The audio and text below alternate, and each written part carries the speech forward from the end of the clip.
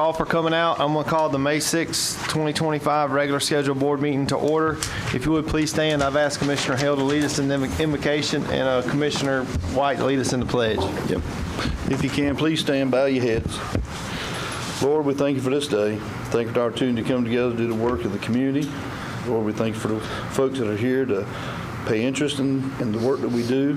And Lord, we pray that you'll guide our hearts and our minds to do the right thing. Lord, we pray for those that need you, those that don't know they need you. We pray they find you. Lord, we pray that you'll bless us, guide us, forgive us our sins. We pray all this in your holy name. In Jesus' name, amen. Amen. I pledge allegiance to the flag of the United States of America and to the republic for which stands one nation, under God, indivisible, with liberty and justice for all.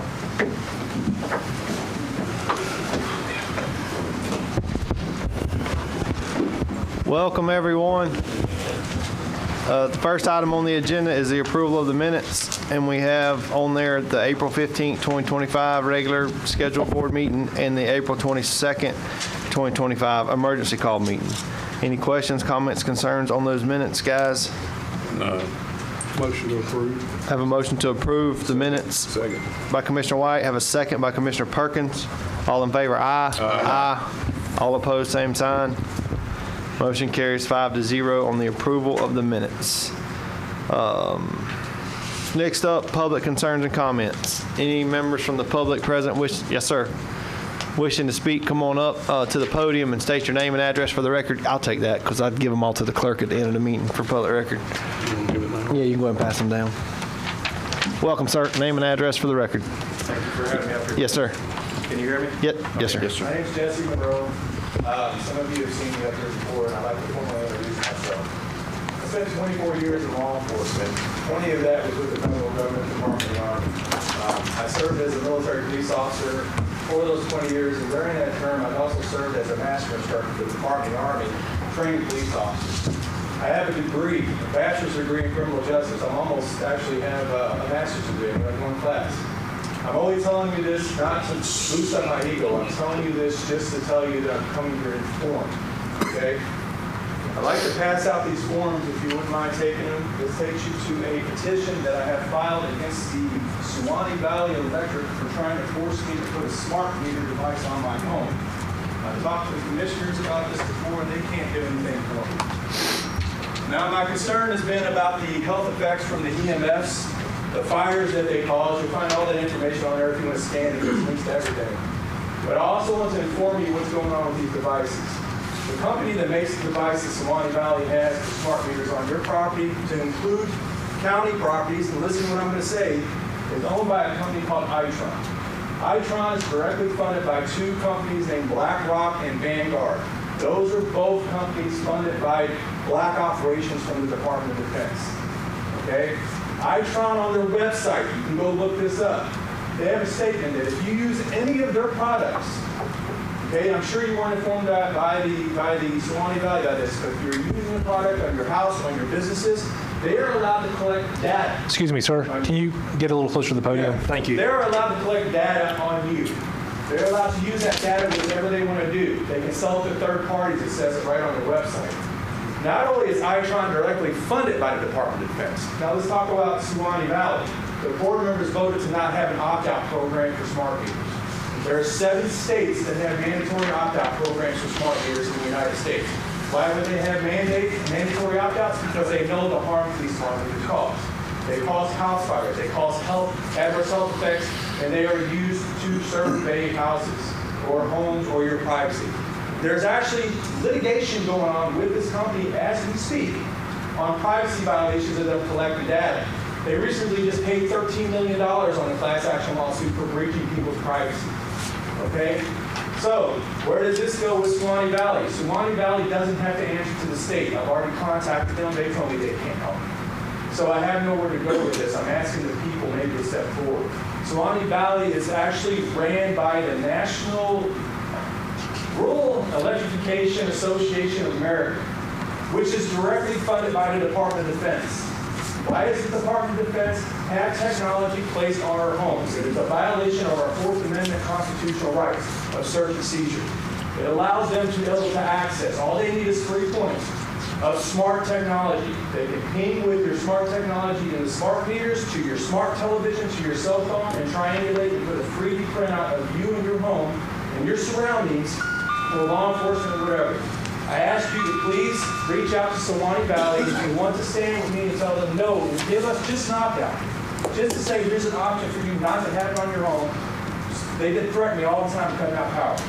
I'm a 100% disabled veteran, and I like to live without power, so I'm asking for help. The 27th of May, Suwannee Valley is actually hosting a members meeting, and if you would like to get on that list, you have to call Suwannee Valley to be placed on that list to attend. I will be speaking there hopefully, because for the last 8 months, Travis, I still have never gotten a call from Mike Adams, the president.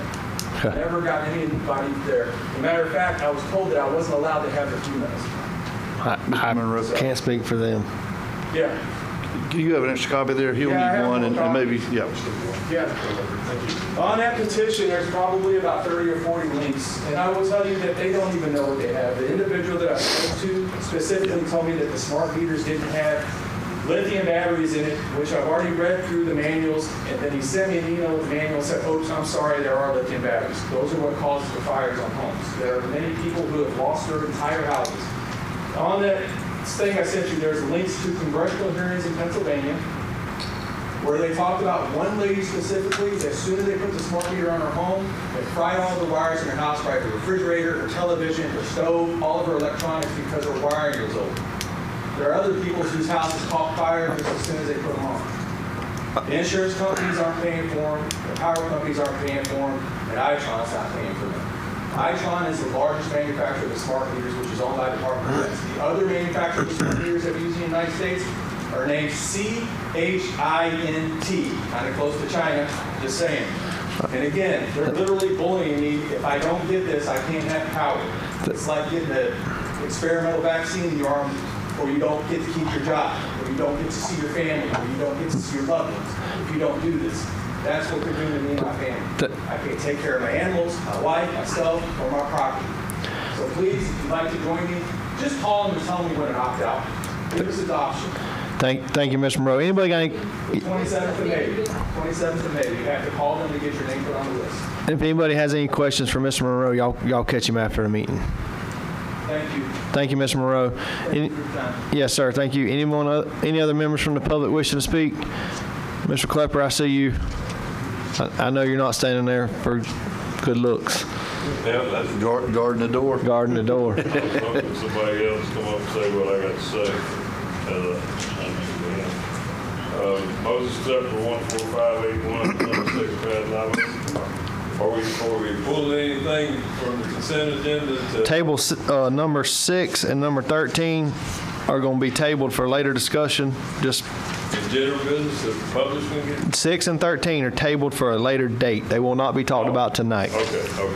And number 8, I'm pulling number 8 to explain to the board of a decision that I had to make on the spot and tell them what I did there and ask for their support on number 8. Okay, so that means we don't get to talk about it. So I'm going to discuss 7, 8, 9, 10, 13, 14. I object to, and I'm sorry I made these notes a few days ago. Yeah, there you go.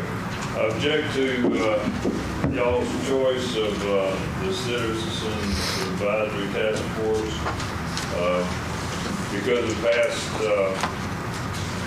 deficiencies in that individual's efforts. I'd hate to see any more responsibility go on there, including the utilities director. Already done a deal, I guess. But, and then on number 8, the change order on the with saltwater builders. I think that ought to.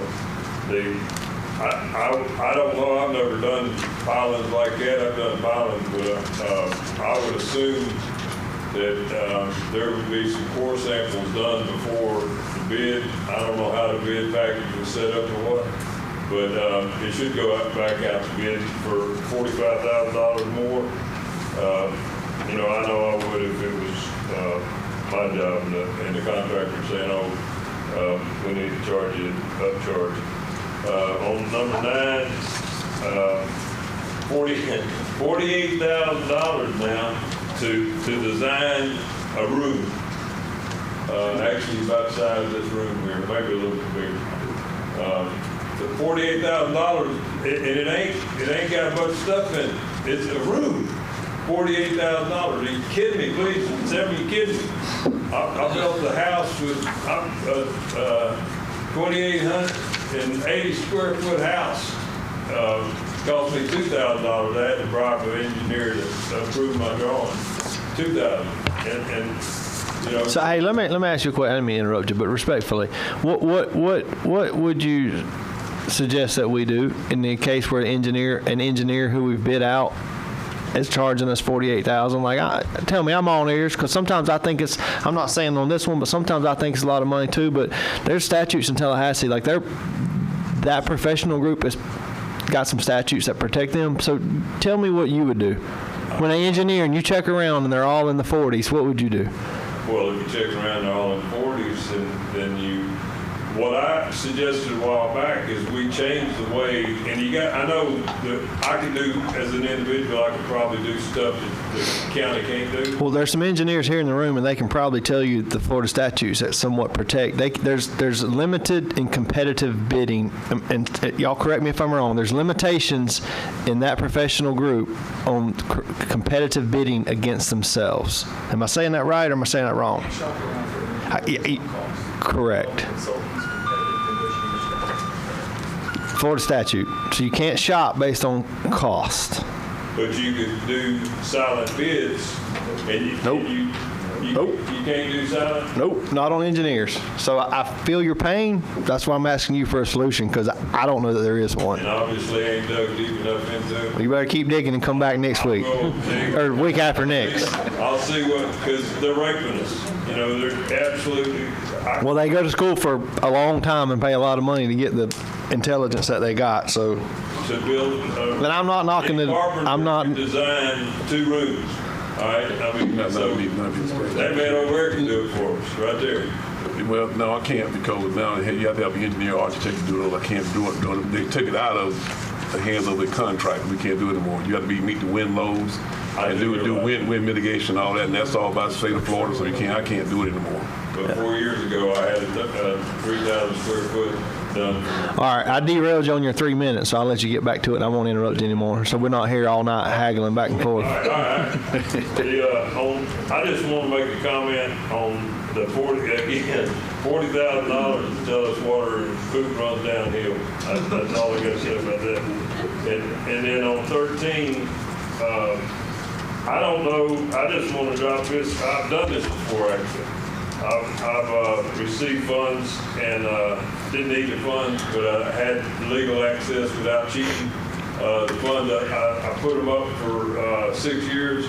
I made money on the funds. If we did that with that on 13, if we could do that, and I know that I skimmed through it, and we got to use it for that and all what it's designed for, but if we put that up, we could make, on 5%, we can make $145,000 a year. Compounded over 10 years would be over $1.5 million. So something to consider there if we're allowed to do that. We don't need that $2.5 million right now. So I'm not necessarily looking for comments. I wanted to plant that seed if that's any way possible. Please check into that. And or we can discuss any of the job openings that are open in this county tonight. I believe one of them is going to come up later under administrator comments, so I'm told. And will the public be able to comment on that? We'll see how long that takes and when we get there. Yeah. But we can't make action without the agenda item, so, I mean, I know we're a bunch of conspiracy theorists up here, but I promise you our intentions are well. Anyone that, yeah, I have 2 comment cards. Sorry, forgot about these. Mr. Hanica, since you're up there at the wall, I have you, and then Mr. Vince Smith, you'll be next. Wayne Hanica, 11883 As part of Concerned Citizens of North Florida's good news, and trying to educate the public of what all our different departments and everything do. Tonight, our focus is on the airport. Probably most of the people have never even been out there. But we've got a gentleman that's an airport manager, John Duhaney, and hopefully I pronounced that correctly. That's a 30-year career of Air Force, retired. He achieved the highest rank available, Chief Master Sergeant. His last assignment was in Alaska, Air National Guard, on KC-135 boom operator. He was an instructor and an evaluator. No wonder he moved to Florida. And he likes being around airports. He loves writing processes and procedures, and my understanding is in the process of doing that right now. Our airport currently has 32 T hangars and 15 tie downs on the ramp. General aviation fuel, jet fuel. Last year there were approximately 8,600 takeoffs and landings. They are very unique to any other department I've seen in this county. Unlike any other, they have a multi-year master plan. And it's implemented in 5-year increments. And they receive grants based on state and federal priorities. No matter what the county wants, if the FAA and DOT says this is what you're going to get, that's what they get. But it's on their master plan. They have a master plan, and that's how they get grants. Unlike any other department here, we look for grants and say, oh, we'd like to have that one, and then we try and go get it. But they're governed by the FAA and DOT. And John did tell me that even though we want new buildings and want different things, if the FAA comes in and says, your runway needs to be resurfaced, that's what your money's going to, that's what your money's going to. But that's all part of having a master plan and having some kind of plan to where you're going. Since 2013, the Suwannee Airport has received approximately $6,580 from FDOT and FAA. The grants include acquiring land for runway extension, rehabilitation of runway markings, construction of new maintenance building, environmental assessment of the West Airfront development, design and construction of drainage retention, design and construction of jet fuel farm. And they recently, correct me if I'm wrong, Mr. Chairman, that we did receive a jet fuel truck from a grant from the state. They've got a lot of other little grants and stuff. Current projects that they're looking for funding is a new hangar building, design and construction of a new hangar building, design and rehabilitation of the runway, that's about $4.5 million. Procedure to install backup generator for the electrical, which they probably need. If the lights aren't on in the airport, you're not going to see it. And they're working on the parking lot right now. So they got a lot of different things going on. I just thought they were very unique that they had a plan. They have a real plan that's out there. It comes, he told me that it's just about due to be renewed. And projects change as you go through, which any master plan that happens. And the airport did receive some funding from CARES Act to reimburse for expenses during our COVID time. I just thought it was interesting that that's the one department that has a real plan. Thank you. John does a really good job out there. Thank you, Mr. Hanica. Mr. Chairman? Yes, sir. Mr. Hanica, did he mention how many folks were on the waiting list for hangars? And I know we've discussed this, but I think there's still like 20, maybe 30 folks in addition to all the things. 20 to 30. Yeah, I mean, that's pretty amazing to think that we still have He also folks. did say that he didn't think FDOT was going to fund any more hangars after this last one. Really? Interesting. I have to talk with him about that. Okay. Yeah. All part of that. I think that. There you go. Thank you, Mr. Hanica. Mr. Vince Smith, when you get to the podium, name and address, please, sir, for the record.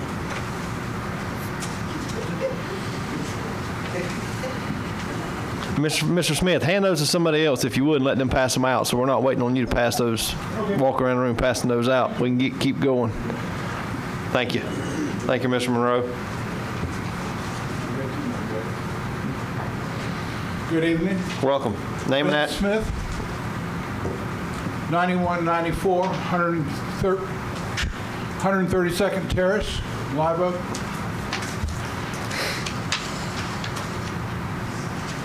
I wanted to congratulate, and I want you all to hear this, I wanted to congratulate our commissioners.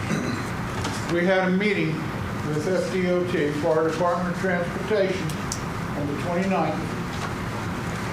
We had 4 commissioners there. I thought that was pretty dadgum good, and I think it shows a lot of integrity and commitment. And I want you to know that these people are doing that kind of work. Thank you. Thank you. All 5, you said 5, right? No, I wasn't there. Oh, that's right. I'd take that. My bad. I'm going to give out names, so. He did have to take his dad to the doctor that day. I forgot. Well, we've been talking for some time, both the city and the county, about our traffic problems and our flooding problems here. Streets, flooding, pipes are in the streets. You got to dig up the streets to put down pipes, deal with flooding. We have a downtown intersection here of 90 and 129 that if you're sitting in the left-hand lane hoping to turn and a truck decides he wants to turn in that way, a whole series of cars have got to back up so he can turn. It's a bad intersection. We've known about it for years. FDOT has known about it for over a decade. Over a decade ago, they put in County Road 49. It's supposed to be a bypass. Goes up, stops.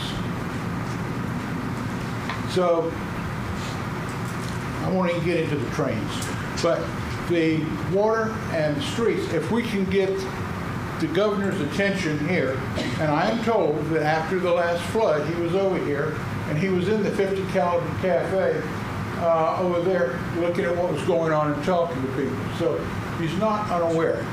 So I think we need to, as a group, I think we need to write to him. Here's a draft letter. All you've got to do is sign it, put your address, and mail it. There are envelopes outside on the table. Basically calls his attention to our problems with the traffic here. We're not going to get it. We don't have the money to fix it ourselves. The buildings are in place. If you deal with the intersection, you're going to deal with the truck route. You're going to complete the truck route, and that's going to put more vehicular traffic through the streets down here. I think we need it. I think there's too much building going on out north, not enough in here. We need to revive our downtown. So if you would, if half the people here, or half the families would sign this and mail it in to the governor's office, edit it if you like. But if half the families here would sign this and mail it to the governor's office, there's a pretty good chance we're going to get some help. And I know Larry Sessions is working hard on this for the city, on trying to get the flooding and the other issues forward. So this is helping our elected officials do what we want them to do. And I try to make it as simple and as straightforward as I can. But if you want to rewrite it, do whatever. But please put something in the mail to the governor. The address is on the top of the letter here. It's a one-page letter. Thank you, Mr. Smith. Yes, sir. Thank you for coming. Mr. Smith, can I get a copy of that, please? Here's one. And Mr. Smith, I'll get with you after the meeting, but there's a traffic safety meeting that we have in Columbia counties for Hamilton, Suwannee, Columbia, and Lafayette. It might be something we need to go and sit down and talk with them as well, if you didn't mind going one day. Yes, sir. Anyone else from the public wishing to speak tonight? Seeing none, I will close public comment. We will move along to the next item on the agenda, which is proclamations and presentations. And item number 2 is a presentation and adoption of proclamation declaring the month of May as National Foster Care Month. Miss Amanda DeMaria. Perfect. Oh, I got it right. Miss Amanda DeMaria, Director of Development and Engagement. Welcome. Yes, so, is this on? Yes. It is. Okay. So you should have received the proclamation. Did you want me to read that? Usually when I go and do these, I'll read it. I'll read it for you. Okay, Yep. awesome. Are you ready for me to do that? I am. Okay. All right, resolution recognizing May as National Foster Care Month. Whereas May is National Foster Care Month, a time to recognize that all of us can play a role in improving the lives of children in our community and work to provide the brightest future possible for our most cherished citizens. And whereas beginning in 1988, U.S. presidents have issued annual proclamations in recognition of May being National Foster Care Month. And whereas in Florida there are over 8,000 children in foster care, and here in Suwannee County we have an average of 29 children in foster care at any given time. And whereas the goal of foster care is family reunification, as we know that healthy families raise healthy kids who go on to lead healthy lives, and whereas foster families are members of the community who open their homes to children of all ages with all sorts of unique backgrounds and situations, but recognize that all children have a common need for love, stability, and support as they grow. And whereas while these situations can be difficult, having strong community support drastically increases the success of the foster care system and ultimately leads to health and healing for those children and their families. And whereas supporting foster care can take on many forms to include attending an orientation to learn about becoming a foster parent, volunteering or financially supporting local nonprofits that serve foster kids and their families, providing a meal or letter of encouragement for a foster family, coaching and volunteering for programs that have foster kids participating to provide an additional example of a healthy role model and caring adult in the lives of these kids. Now, therefore, the Board of County Commissioners of Suwannee County do hereby proclaim May as National Foster Care Month in Suwannee County and encourage all citizens to lead the way for other communities in how we work together to utilize our resources and unique giftings to help support our community's foster children, foster families, and biological families. So proclaim this 6th day of May, 2025. Commissioners, on behalf of Partnership for Strong Families, I want to thank you for declaring this National Foster Care Month. And with me tonight is Sebastian. He is one of our recruiters for foster parents, and he's going to share a little bit of information with you. Good deal. Welcome, Sebastian. Thank you all very much. I'm Sebastian Plank with Partnership for Strong Families. I'm a recruitment specialist for Judicial Circuit 3. I cover 7 of 13 counties that we cover. And the average on there says 29 kids in Suwannee, but it's actually 59 right now. There are 59 children from Suwannee County. They're in out-of-home care. We have 12 homes in Suwannee County. That means those kids are getting placed in other counties. That means that they have to drive even farther. They're getting removed from their schools, from their friends, teachers, even just being able to visit parks and restaurants that they like. They don't even get to do that anymore. If we can get people in here in this county that can help these kids, that's what we need. We need local people to help local kids. We need them to help local families too. When you have that situation where families are trying their best, they're trying to get their kids back, they're going through the steps, and they're trying to work towards reunification, it puts an extra economic strain on them to go all the way down to Gainesville or to go all the way out to Madison. That's the furthest we cover out that way. And it just makes it harder on them. So please, if you know anyone that's interested in fostering or adopting any kids out of the foster care system, please feel free to come talk to me. Feel free to look on our website, partnershipforstrongfamilies.org. We have info sessions coming up this month in May. We have 3 coming up. They're all virtual. Thank you all so much for having us, and I'm just highlighting this again. Yes, sir. Thank you. Any questions, comments? I was just going to add, if someone was interested, how would they contact your office and things of that nature? Partnershipforstrongfamilies.org. I did not bring my cards in, but I have them in the van. So if you all, I'm going to probably stick around, so if you all want to come to me after and you want my card, I'll be happy to help you with that. I'm the recruitment specialist for this area. So if you are interested in starting a class or just learning more, I'm in this area. Thank you all. Could you just leave some on the table out there? Yeah, if you want to leave early or something, just leave with you. If you do decide to leave early, leave some cards out there on the table out front. Appreciate you guys. Thank you. Oh, Commissioner Perkins. Is there any special criteria to become a parent? Parent? Main thing is space. Now there's other things that the state requires, like you have a pool, you may need a pool fence, you may need little alarms on the little clip-on alarms you have on the windows. So it really just depends on each situation. The main thing I see is space. You don't really have an income requirement, but the money you get may not necessarily be enough for you to take. You get a lot of extra stuff, so a lot of people worry about that stuff. It's not really a lot. So we do ask for stable income for stable families because these kids are coming from very unstable environments.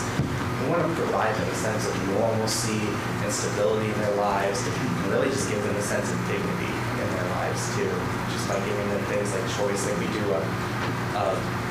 every year we do Wish Upon a Star, which is each kid gets 3 wishes and gives them a chance to actually get what they want for Christmas. So if anyone's interested in donating to that as well. But that really is what I mean by working towards giving them that sense of dignity in their lives. Good? Mr. Chairman, Yes, sir. Commissioner White. how long would you, or is there any certain amount of time you would foster a child, or? Well, honestly, the classes are pretty quick. So they're usually about 3.5 weeks to finish the class. During that time, you're getting home studies done. So you're really looking at a couple months to actually get started on the whole process and after the background checks and everything. And then as far as fostering, kids are generally in care 11 to 13 months on average. But you might get them when they're halfway through their journey. You might get them when they come right from being removed by a CPI. So it really just depends. It can take a long time. They might be there for just a weekend. But the bottom line is, if you're able to say something or do something for these kids at any point, whether they're just there for the weekend or they're with you for a year or two, that could potentially change the trajectory of their whole lives. I mean, like most of the people, I heard this statistic recently that 70% of people that are currently incarcerated in the United States were in the foster care system at some point. They were involved somehow. And there is a pipeline right to that. So we can prevent that now, and we can help these kids and change the trajectory of their whole lives, and I feel like we have an obligation. Very well. Yep. Anyone else? Do I have a motion to approve the proclamation? So move. I got, y'all flip a coin. Either way. I'll take Perkins made a motion, and I'll take Commissioner Hale with the second. Sure. All in favor, aye. Aye. All opposed, same sign. Motion carries 5-0. Thank y'all so much for what you do, and thank you for coming here tonight. We appreciate y'all. Next item on the agenda is item number 3, presentation by the Brain Bus Alzheimer's Association. Ms. Donna Lee. Welcome, Ms. Lee. Thank you. Good evening, everyone. Again, my name is Donna Lee. I am your program manager for the Alzheimer's Association. I serve all the way up to Tallahassee, all the way east to Jacksonville, down to St. Augustine, back up to Gainesville and Dixie and Levy County. 22 counties of Northeast Florida. My program reached over 6,000 people last year, and all we did was equip them with a better toolbox to be better caregivers for this deadly and horrific disease. 1 in 3 seniors die with some sort of cognitive decline. Anybody over 55 in this room? Do I have your attention yet? Now, having said that, let's talk about this purple bus out here. There's one of these in the entire country, and it's sitting in Live Oak, Florida tonight. Do you know how special that is? There's a smaller version of this. It's a van, fits in more compact parking lots and spaces. It also travels Florida. This is funded by the Alzheimer's Association, the Department of Elder Affairs, and some grant funding. Only 2 in the country. We got both of them in Florida, and you got the big one, you got it tonight here in Live Oak. What does that brain bus do? It gets your attention. Can you imagine seeing that thing coming down the road? Makes a statement, doesn't it? The inside of it is outfitted kind of like a classroom. It's got a private consultation room. It's designed to go into our most rural, impoverished, vulnerable populations that don't have equal access to health care or resources. It'll go anywhere. It's designed to go to health fairs in rural Florida. It's designed to come to county commission meetings. It's designed to go to churches. It's designed to go to homeowners associations. It's designed to go anywhere people gather in rural Florida to get information. Now, what information are they giving?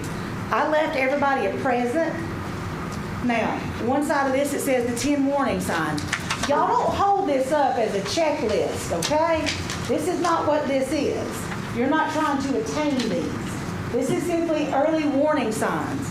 This is for you to say, let me pay attention to me, my loved ones, my family members. When these things collectively start happening, let's talk to a doctor. Let's get into a conversation about this. Let's don't act like our parents and grandparents and say, you gonna keep your loved ones at home? You don't talk about this? You can expect bad behavior? And it don't matter what it costs you, your emotional support, your finances, your mental health, your physical health. Doesn't matter what it costs you. We were taught we keep our aging loved ones at home and don't talk about it. Anybody else have that? I was taught that way. Let's stop that. Let's stop it. Stop it. Let's talk about this. There are therapies, medications, processes. If we get ahead of it early is the key to this. Once you're to the point that this Alzheimer's and dementia diseases impact you to the point where everybody knows what's going on, it's probably too late for that kind of help. I can't do a single thing about curing that disease right now. That's not where I work. What I can do is support the caregivers. Our community, there's over 1,100 people in Suwannee County right now that I know of, have a diagnosis of dementia of some sort. Dementia is that big umbrella term. Alzheimer's is a type of dementia. Lewy body is a type of dementia. Vascular is a type of dementia. And 1 in 3 seniors die of this. But it's not a normal part of aging. Our brains change. These diseases deteriorate your brain. The average human adult, their brain weighs 3 pounds. You can hold it in your hand like this. A person that has died with advanced Alzheimer's or some sort of cognitive decline like this, their brain can weigh as little as half a pound. When your brain, that controls everything in your body, goes from this size to this size, we're in trouble. How many did not know that? A lot of folks just learned something. I've seen the light bulb moments. I've seen them. So we need to be talking about this. We have support groups available, virtual and in person. We have dedicated support groups for people like veterans. We have dedicated resources for people living with Down syndrome. Did you know that somebody with Down syndrome at 40 years old is very, very likely to develop dementia at the same rate as their lifetime caregiver at 60 years old? Can you imagine that household? Where the person you've cared for 40 years and yourself or your spouse is now developing dementia at the same rate. We can help offset some of that. I have information, and I'm going to stick around. I have information about 10 ways to help a family living with Alzheimer's. Who do you know in your church, your neighborhood, down the street, in your family? I got some information that can help you help them. I got information about sundowning and things like that. I have information about how to communicate. What can we, somebody that does not have this disease, what can we do in our communication patterns to make it have a better outcome? I have information about risk factors. What in our environment, in our diet, in our genetics, what can help contribute to having this disease? What can we do to know about it early and deter it? How do we get ahead of it? And lastly, y'all, I have a public safety background. Up until I worked for the Alzheimer's Association 2.5 years ago, I was an emergency manager for the American Red Cross. I'm a former firefighter and fire chief as well out of South Georgia. So I have an interest and a love for public safety. Do you know how many times that we have elderly people Baker acted, taken in under bad circumstances because often our public safety members may not have a full toolbox of resources. I taught 211 sheriff's deputies in November of last year out of Alachua County these tips and tricks, how to recognize Alzheimer's and dementia in the field, how to de-escalate, and how to not Baker act inappropriately. And they have had a significant decrease in Baker acting in that county since then. We're seeing tangible results for that. So my challenge to you is, tell me where you want this bus starting in July. The calendar's wide open. I want to come to your church. to your health fair, to your neighborhood, anywhere people are gathered, let's get this bus scheduled to come out and talk about it. Let's have real conversations, get this out in the community. There's not a single person here that does not know of or know somebody or is currently working and walking on this journey, is there? Everybody here knows somebody, don't you? Now, that piece of paper I left you has got a phone number on it. And commissioners, I want you to pay attention for me right quick, because I'm going to hit a nerve in just a second, and y'all going to laugh. Just wait. That phone number, 1-800-272-3900. Put it in your phone, because y'all going to lose that piece of paper. We all know you are. Put it in your phone. Alzheimer's Help. 24/7, 365 a year. You reach a live human being off the bat. Imagine that crisis line where you reach a live human immediately. No 12 options and 14 windows and stand on your head. Real human. Alzheimer's Association, how can I help you? You reach a master level clinician. They're trained in information dissemination. They're trained in helping you find the right doctor for you. They're trained in helping you navigate your insurance. They're trained in helping you find resources for your home in your backyard. They're trained in crisis intervention. The 1:30 in the morning crisis call where the caregiver calls in and says, I'm tired, I'm exhausted, I'm at my wit's end. Have a pillow in my hand and all I want to do is smother my loved one. Please talk me out of this. And if you think that's not a real call we get here in Florida, you are dead wrong. That is what our caregivers are dealing with every single day. And we talk them down off the ledge. So we're able to help families in crisis. We're able to help families before they get into crisis. But you got to invite me. You got to invite me. Of the 6,000 plus people that my program touched in my geographical area, I only reached 300 plus here in Suwannee County. I want to reach more than 1,000 this next year. But I got to have the invitation to do it. I don't know everybody by name, but I'd like to. I have a Branford address. I live just across the river in Gilchrist. These rural communities are where my heart lives, because I know what it's like to have resources stop at the county line. I'm breaking down those barriers, removing those obstacles. We're getting resources here in your backyard, but you got to drag me along with you. So we're going to send Rob home. Rob Harris, he drives this bus all over the state. We're going to send him home. He's got a 4-hour drive. And we started this morning in Fort White at a food distribution and reached 150 people in Fort White this morning. This morning at 7 o'clock we started. And he's got 4 hours to drive home tonight. So we're going to bid him goodnight with his brain bus. I'm going to stick around, and I hope somebody before I leave tonight will tell me where I can go next with this brain bus. Any questions? Have you been out to Advent Christian Village? I have a presentation to them, and I'm facilitating a support group in June. Well, I told you where to go with the bus. Yes, sir. There you go. Now, y'all, when I leave here tonight, I'm going to put a copy of this on every one of the Suwannee County word of mouth, social media pages, and I'm going to say, heads up, this phone number is in the hand of every single one of your county commissioners. You say the number, and if you don't have it, they got it because I put it in their hand. Hear me? Where'd you say you lived at again? Well, I'm going to find you. 1609 Northeast 127th Street, Branford. I'm going to get fussed at for something else now. I'm finna put this in my phone. Mr. Chairman, I want to say thank you for coming up. My mother-in-law, we're living this right now, and this is things that I wish I'd been privy to before. So I definitely want to talk to you after this, and I'll find you places. I know these gentlemen will too to put that bus in July. I promise you. I love that. And that number, if you want to reach me directly, call that number. Say, I want to talk to my local gal. I can't remember her name. She's fluffy. She got curly hair and green eyes. They'll call me. They know who I am. I want to talk to my local gal. They'll get you in touch with me. But I'm going to hang out. Rob, good night. Be sick of terrible stuff. Yes, sir. Thank you for coming. Appreciate it. All right. Thank you. Very good. I'd say they picked the right woman for the job. I'd say so too. I love it. Love it.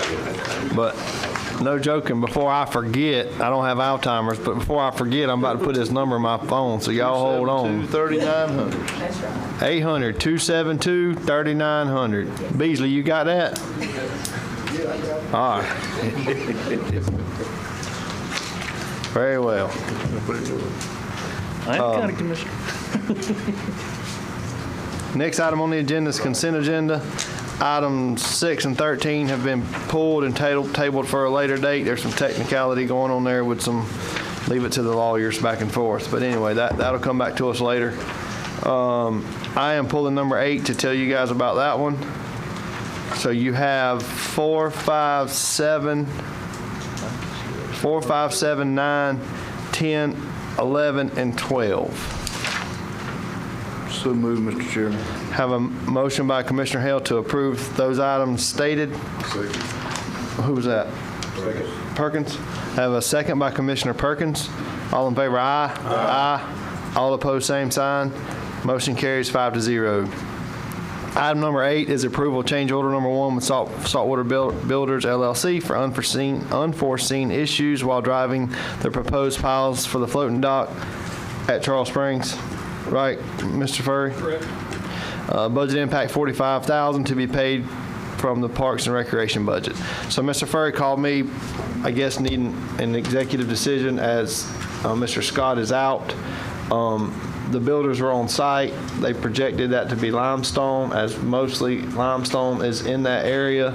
They did not anticipate running into flint rock, which is significantly harder. The equipment on site was not capable of drilling the pilings. They needed a bigger crane, bigger drill.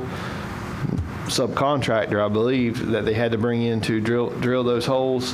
And kind of set up on site, ready to go, and they ran into this problem. So I told him, hey, it's for the floating docks at Charles Springs and the boat ramp.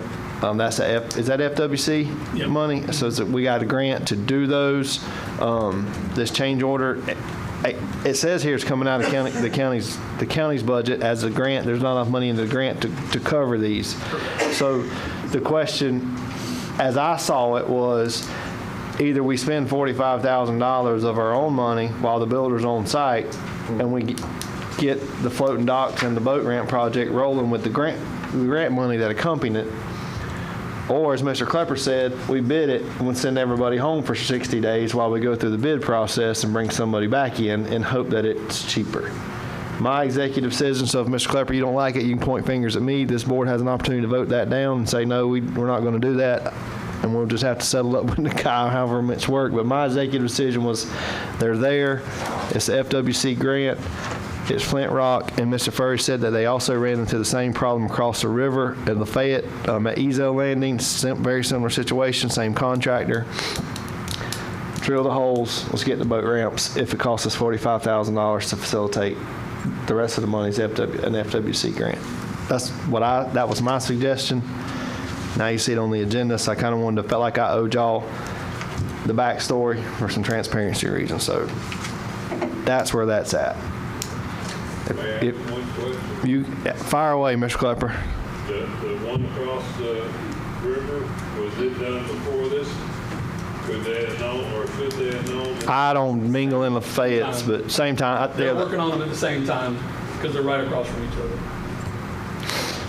So anyhow, that's where. They do theirs right before ours, but yes, it's the same time that week. They should have known that there was. Not prior to us going under contract with them. So. Well, and that is, Mr. Chairman, as crazy as it sounds, I'll just let you folks know, we've got some quotes on getting some floating docks put in and pilings put down just for our use, not even for commercial use or public use. And the price of this stuff's just crazy regardless. Well, it takes specialty equipment. Specialty equipment is expensive. And engineering and things of that nature as well. Specific use equipment is expensive to own and operate. Therefore, the job that it does is expensive. Yep. Any questions, comments, or y'all want to do something different? Hey, fire away. I'm just one guy, but my recommendation was to let's do it. You just need a motion. I need a motion to approve that item. So moved. Have a motion by Commissioner White. Who was that? Mobley. I have a second by Commissioner Mobley. All in favor, aye. Aye. All opposed, same sign. Motion carries 5-0. Good job, Mr. Chairman. Well, he kind of put me on the spot. It's like, hey, I kind of need to know what to do here. Like, they're on site, they're working. What do you want to do? Yeah, good job. And that's so, talk to Mr. Klepper. Y'all talk after the meeting. Yeah, Mr. Klepper calls. He knows my number. He calls me regularly. So leaving the consent agenda, constitutional officers, that's the next item on the agenda. Are there any constitutional officers present wishing to speak? Seeing none. Staff items, any staff present wishing to speak? I see Miss Betty getting up. Welcome, Miss Betty. Man, all of y'all get up at one time. 3 of them. Better lead the way. We fixing to get informed. Mr. Chair, Getting worried. and community, Welcome, Miss Betty. thank you. I just wanted to give you an update on the Branford Library expansion. I know that you approved an amendment for extended time, December 2025, but we expect that to be done in August. Good. But I made the request when I wasn't quite sure what the timing would be. But I just want to let you know that we're making a lot of progress. It's going good. You get an opportunity to just stop by and check it out. So you feel like the addition and all will be done in August? Very well. In August, Well, I expect it. we will pray for good weather, so that happens. Okay. Well, we tried to factor that in. It's supposed to be June, but you know. Well, So anyway, just wanted to let you know that because I know it was on the yes, ma'am. Thank you, Miss Betty. Anybody have any questions for Miss Betty Lawrence? Thank you. We also have summer reading coming up soon.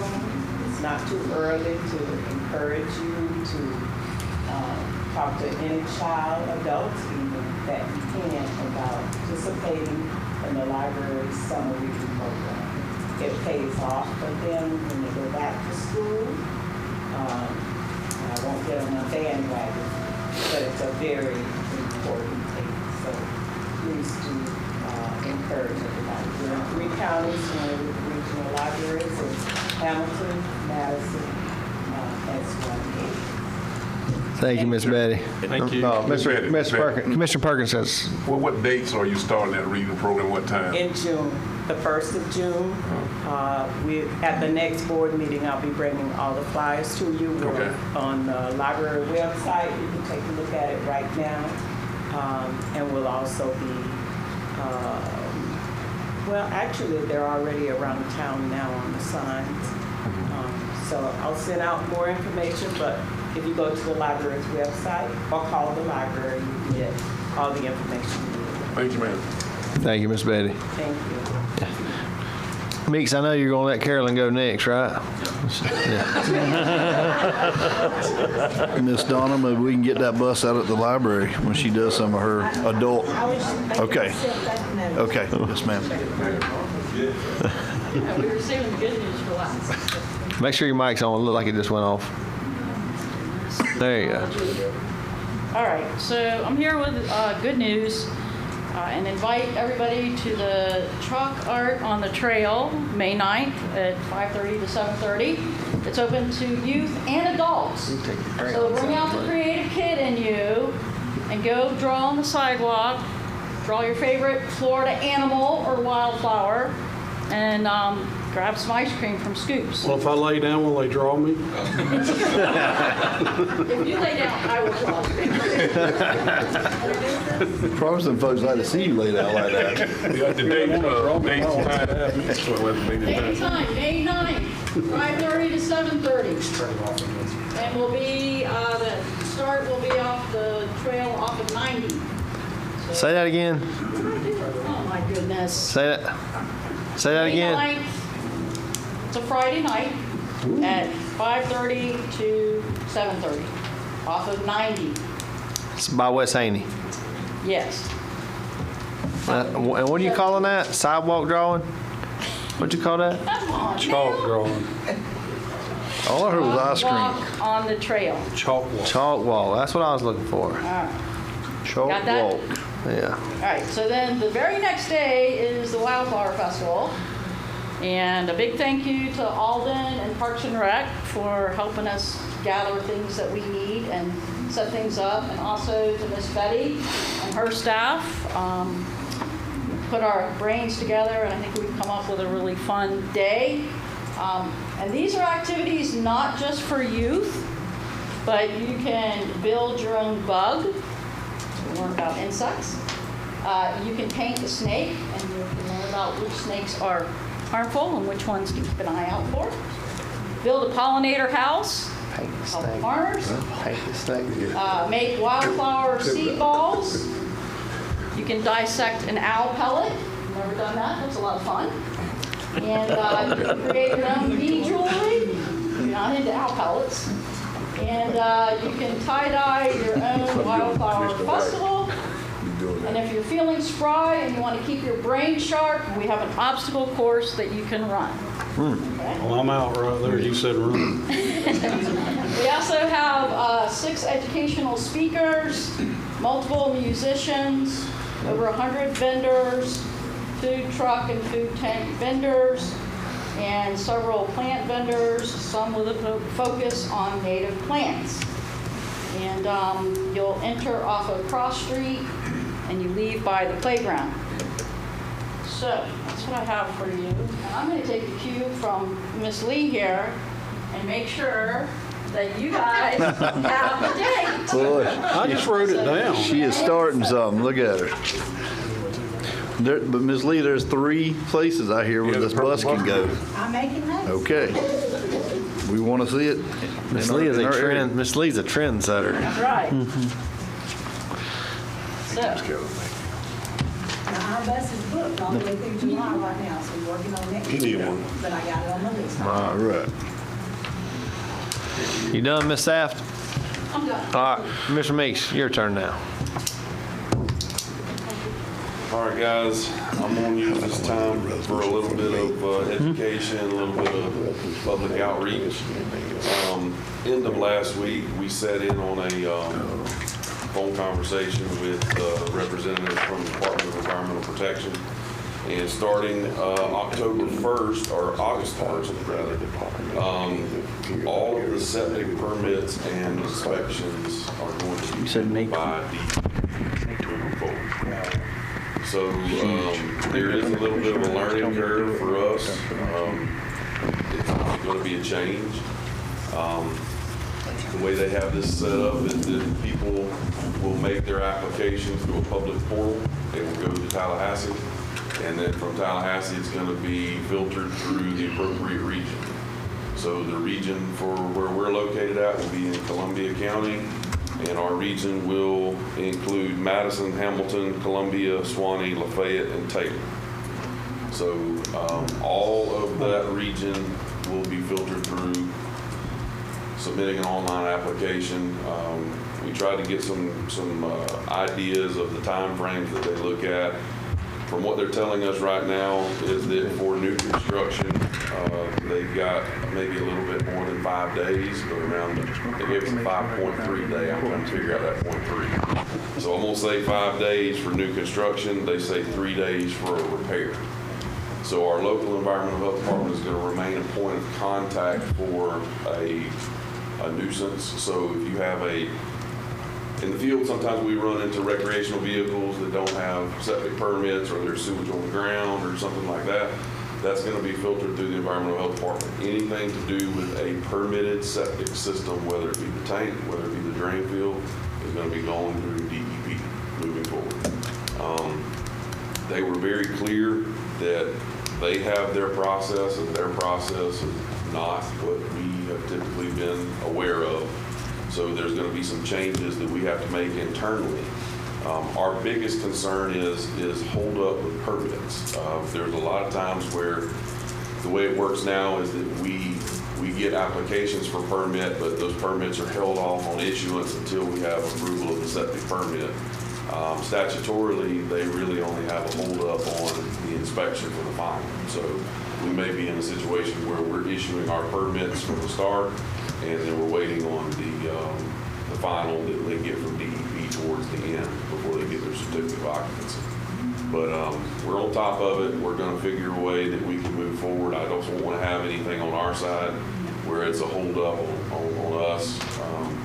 We tried to reiterate to them that we're the faces and we're the doors in town that people's going to show up to and start knocking on, and your guys' phones are the ones that's going to be ringing when people feel like that their permit's being held up, and we don't have that local contact that person can speak to. So just trying to do a little bit of an education. I don't know that everybody has the answer for every problem. They've started this on some of the western counties. I think it's still up in the air of kind of how it's going. I think people are still trying to feel their way through how they're going to be doing it. But the way they look at it is they're a state agency. Their process is the same no matter where you're at. So it doesn't matter whether you're in Suwannee County or you're in Broward County. It's going to go through a same portal process, and it's going to be filtered to whatever region that you fall in. So it's going to be something new. There might be some frustrations behind it, but we're on top of it. We're going to find a way to work through it, adapt, and overcome, so that we're not held up and on our side for what we do. Ron, when did you say that was August 1st. starting? Anything dealing with a septic permit or drain field, the regional office for our area is also going to be located in Columbia County. Are you guys going to, Mr. Chairman? Yes, sir. Are you guys going to put that on your website and maybe a flyer in the room? And We'll put up some stuff in the office. Okay. And we'll put some stuff on our website. Just I think it'd be great. They have. I was trying to get a phone number. They won't give you one, will they? We want something that we can give to them. You know? Yeah, I'd like one of these hotline numbers. Yeah. They said they would provide us with QR. Because I know who's going to be getting the hot people. And they're going to be calling the five of us, wanting to know what in the heck's taking so long with their septic tank. But and it ain't going to be us. It's going to be state Our agency, time frames DEP. with our local environmental health department is faster than the times that they have provided us. But that may be the start. We hope that everything works out good and that it ends up being something that's positive. That's the way that the state has went, and we don't really have a choice in the matter. That's what we're going to have to do. Sounds fun. Yep. Thank you for the update. If we get any more information, I'll be glad to update the board. Just wanted to have it on the radar. I don't know if the public is as aware, but moving forward, starting on August 1st, that's going to be a process. I would say just make sure that you guys post some flyers or something on your door and in your lobbies and whatnot. I mean, you don't want to post an ad in the paper, saying, hey, don't call us. We don't do this anymore. But at least when they do come in to start their building permit process or whatever it may be, those flyers around saying the state took that away from the local municipalities and it's all through the state DEP now. So here's your number to call, or here's your street address to go if you'd like to go see them in person over in Columbia County. That's where their office is at. That kind of stuff. Thank you. August 1st, right? So public, y'all heard that, right? August 1st, DEP's taking over all septics. Right. I just have a couple things. It's kind of just general information I want to make sure everybody is aware of. Tomorrow is Hurricane Preparedness Day up at the Walmart between 9 and 1. There'll be a bunch of vendors set up. If you get a chance to swing by there, you can go around and make sure, they got a bunch of things out there. So you get prepared before the season starts, kind of remind you of everything you need to think about. And also tomorrow we are conducting a full-scale regional hazmat exercise. It will be basically train car derailment type of scenario in downtown Live Oak. So you will see a ton of hazardous materials response teams in the area, fire trucks in the area, all kinds of. Don't panic. It's just a live, full-scale exercise for all of us in the region. City of Gainesville, Alachua County, Columbia County, a bunch of things. So just want to make everybody aware of that. They see all that tomorrow. You guys start getting phone calls. What's going on? That's what's happening. It's going to be all over social media. There's bad things happening or something. All right. Mr. Chairman. Thank you, Chief. Mr. Chairman, if I could, I called Chief Miller about this morning, and maybe inappropriate, but I wanted to point this out. My kid this morning was on her way to school, and she was actually the one who called 911 because she saw a kid get hit crossing the street. Yeah, I had to take her out. She was having a rough day this morning. It was tough for her. But anyway, I took her to lunch, and one of the things that, just in trying to talk her through it because she was having a tough time, but she made a point of saying how, again, because she was the one who called 911, how quick both all of the emergency services got out there, the police department was there within, because again, this is right by the high school. So the police department was there, she said, in less than a minute, and Chief Miller's emergency services were there in maybe just a little over 2 minutes. So for a 16-year-old kid who doesn't know anything from anybody, it dawned on her how impressive that was. So I just wanted to take the opportunity to tell the board that. Good. I hate to hear about the victim, but we'll be praying for that person and Yes, sir. and for your daughter experiencing something traumatic like that. But good job, Chief and City of Live Oak, in y'all's response. Staff, any other staff members? Commissioner items. Any commissioner items? I do. I got a couple. Go ahead, you go first. Yep. And we got one. Okay. Okay. Y'all hear me out on this. Oh, boy. Oh, my gosh. It's just a thought. You got 3 minutes. It's just put me on it. It's just a thought. And I've been doing some research, but and the research is overwhelming, but also there are guidelines and things that we have to do. And for me to get to that point, I needed the support of you guys. And I'll let the attorney speak more to it, but impact fees. Been looking at it, thinking about it. Just thinking of something to help us keep up with our roads and our infrastructure, our schools, maybe something to offset the fire assessments and the collection site solid waste assessments, and also park and rec, things that, that the community uses every day. And it's just reoccurring issues, we all face. So I did talk to the attorney about it. I've reached out to some other counties to see how they do impact fees. My Chief Miller and I have had discussions of it from where he's from and how that worked down there. But again, I'll turn it over to the attorney. He's got way more information. He really jumped into it, and I want to say thank you to Adam for helping me with this and doing some research, and I'll let him tell you what we need to do, if you guys are even interested in it, but hear him out, please. Mr. Morrison. Thank you, Mr. Chairman. At the commissioner's request, I looked into what does it take to do an impact fee, so that way we would know what would it take. Essentially, just to give a quick overview to explain the why. It used to be that a governmental entity kind of had carte blanche to assess an impact fee, and it was whatever you wanted it to be. As we'll get to when you speak, Commissioner, Mr. Chairman, in Tallahassee, they're taking choices away from local governments. And so one of the choices that were taken away back in 2021 is before a governmental entity can now issue an impact fee, there first has to be a study done, because the impact fee, as Commissioner Hale pointed out, the purpose of an impact fee, it's not to be a tax. It's supposed to be an assessment of a fee for purposes of paying for the increase on our capital structures due to growth. And so there must be a study to justify the impact fee and its relationship to the increase in growth. So it can't be an arbitrary number of, we want to put a $5,000 impact fee on any new construction. Before the board can do that, there first has to be a study that says, here's the estimated cost when a new home comes in, of here's the impact on our fire services, our roads, what have you, and then the board would have the discretion to issue an impact fee that's in line with what that study said. So step one, before moving forward with any impact fees, is to authorize a study to look into what would be an appropriate impact fee and for what areas. So I've not looked into the cost of one of those studies, because I first wanted to see if that was something you guys were interested in. If you guys want me to, kind of the next step that I can bring before the board I can go back to the drawing board and just find out how much these studies cost, because I genuinely have no idea. So I can bring that information to you. But that's step one. So before we get to Z, which is imposition of the impact fees, we first have to do our homework as to how appropriate are they, and if we do an impact fee, what's the appropriate amount. Just your thoughts, guys. Just, I mean, we're outpacing ourselves on a lot of things here. And again, if there's a way to offset and maybe help our current citizens.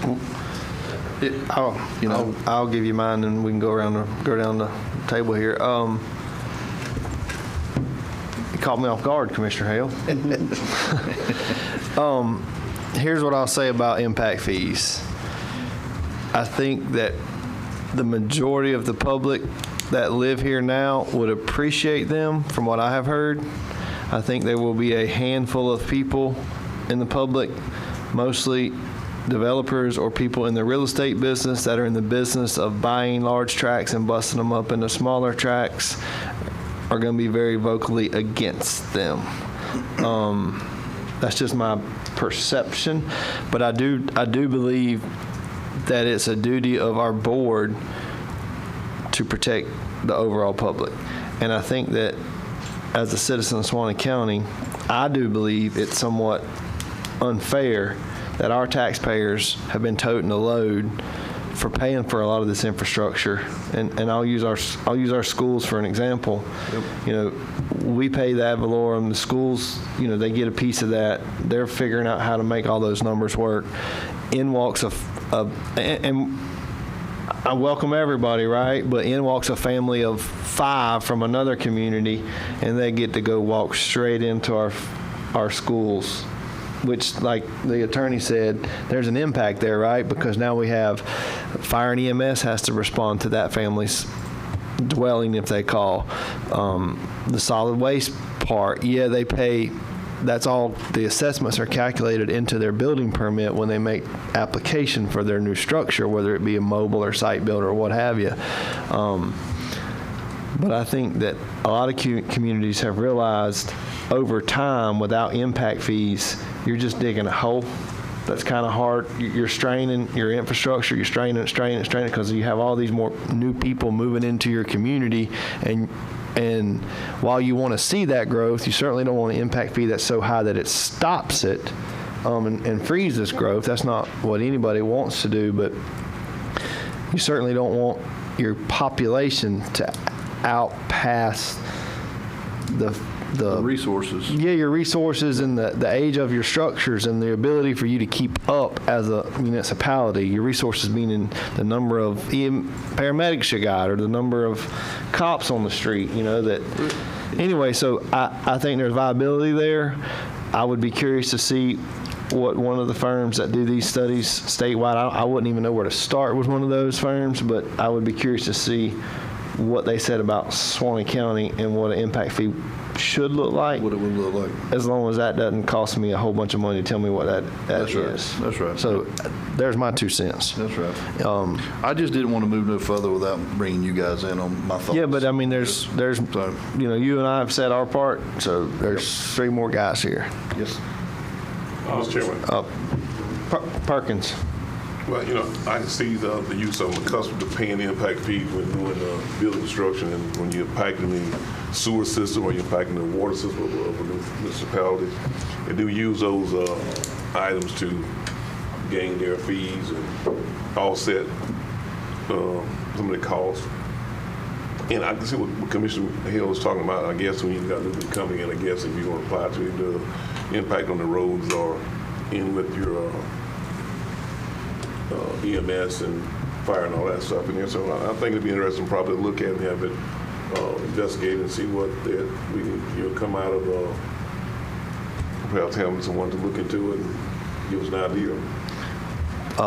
You good, Commissioner Perkins? Thank you, Commissioner Perkins. Commissioner White, you want to say something? Just echo what you said, Chairman, and like you, I've had plenty of conversations, and I've had a lot of people in the county ask me to put a impact fee on. And so I'm good with that. My only concern, or not, I'm in favor of doing this. I'm okay with it, but I would like to, I don't know how that works, Mr. Attorney, but what about your local people that's been here all their life, like your kids, you know, and they want to build a house? Is there any way to carve out for them where they don't have to pay that impact fee? The answer is I don't know, because I haven't gotten that far in looking into it. But my gut is, and don't quote me on it because I reserve the right to say I'm wrong, is that if you're the one structuring the ordinance, assessing the impact fee, then you can structure it however you want to. So what you're saying, Commissioner White, is like, let's just say my kids live here their whole life and they move out of my house and they want to build a house. Can you put a clause in there that says if your direct family members are already or have been residents for 5+ years or whatever, then you're exempt from paying those. However, if you can't prove that and you're totally new here, or it's just your grandma and you're moving here from another county, well, you're not exempt. Something similar along those lines. Okay. And I don't know if it's possible to do that. I'm just throwing it out there. It's just a thought. Well, yeah, anytime that we can do in my opinion, anytime that this board can do anything to incentivize our children to stay here, I'm all for it. Mr. Perkins. Well, I think I'll too, get you like next. what the attorney was saying, is because a lot of municipalities, what it is, if there had been a property there, a house there, and there's a sewer tap there and a water tap there, where you're exempt, but you have to put that, the impact, you don't have to pay the impact fee.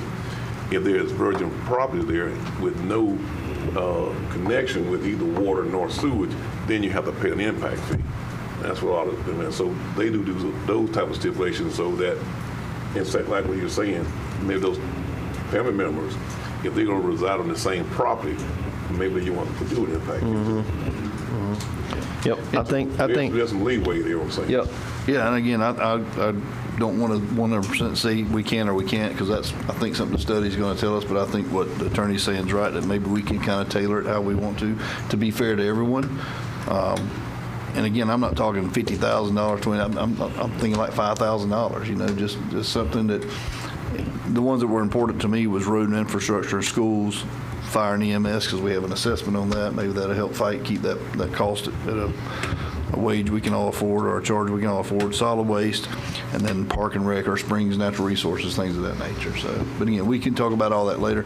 I think the next thing would be, like he said, just seeing what it costs to do this. Commissioner Mobley. Yeah, my question got to ask. I'm good. Okay, he answered your question.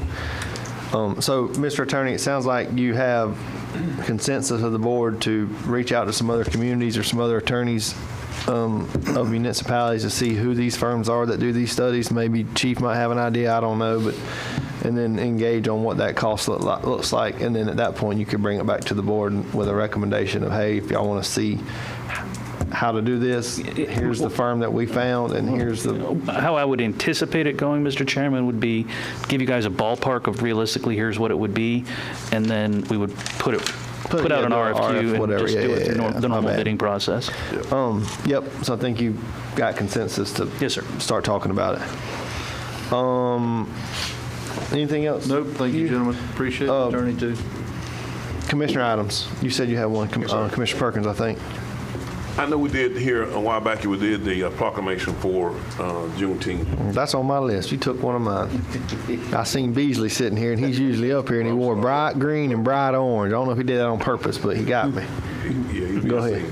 But I'm going to kind of off that. But what I like, too, that for the importance of May 20th. May 20th in our region here, in 1865, is when the proclamation came in abolishing slavery here, was May 20th. June 19th was in Houston, Texas. So I've told many of the people in our community that they want to lose that day, because I think it's a very important day that remember that day. May 20th is for our area. So what I would like to do is have a proclamation for May 20th. And we can bring that back to the board. Would that be okay? I'm good with that. I actually had Juneteenth written down, but you are correct. In my history studies, I did learn that May 20th was the date in the southeast area. Right. Yes, sir, it was. So, yeah, I'm good with that. Y'all good with the proclamation? You got consensus, I believe, 5-0. Ask the county attorney to start working on that proclamation. And so that'll be the date of the next county commission meeting on May 20th. Okay, perfect. All right. Thank you, sir. Thank you. So just between now and then, work with Mr. Morrison to make sure he gets it. Sure. Mr. Perkins, I'll run the wording of the proposed proclamation by you before we put it on the agenda. Thank you, sir. Yeah, thank you, Commissioner Perkins. Anything else? No, I'm good. Okay. I got an item. I had two, but he took one of them, which is good. But I've asked, there's a bill floating through the legislature in Tallahassee right now about trying to dissolve TDCs. In my opinion, that's just another example of the state taking home rule away from us, away from local municipalities, and telling us that they know better than we do what we need for our local community. So I have a hard time believing that a senator or a House representative from Miami-Dade knows what's good for Live Oak, Florida. Amen. But there's a bill floating through the House, and I had to wrote it down. I don't remember where I wrote it down at, but I want to say it's 1221 or 17. But anyway, to basically stop and disband all TDC boards, the tax would still stay in place, but that money collected would go straight. Is Carissa here? Would go straight back. You might as well come up. Would go straight back to the general fund of the local municipality to be used as they so choose. Well, I kind of have a problem with that. I feel like if we're, and it's not our locals that are paying that, right? It's if you stay at a motel or that kind of stuff. And Carissa can elaborate on that, but I think if they're the ones charging it, because it affects their room rates and their campground rates or whatnot. If they're collecting it and charging it, which affects, they ought to have a say-so on where it's spent. So I oppose that bill. I've asked Adam to work on a resolution, and Chris, I believe, has helped Adam with some numbers. But Chris, you just want to elaborate a little bit on the bill and more specifics on what Tallahassee is, not all of them, some of them, are trying to do to TDC. Right.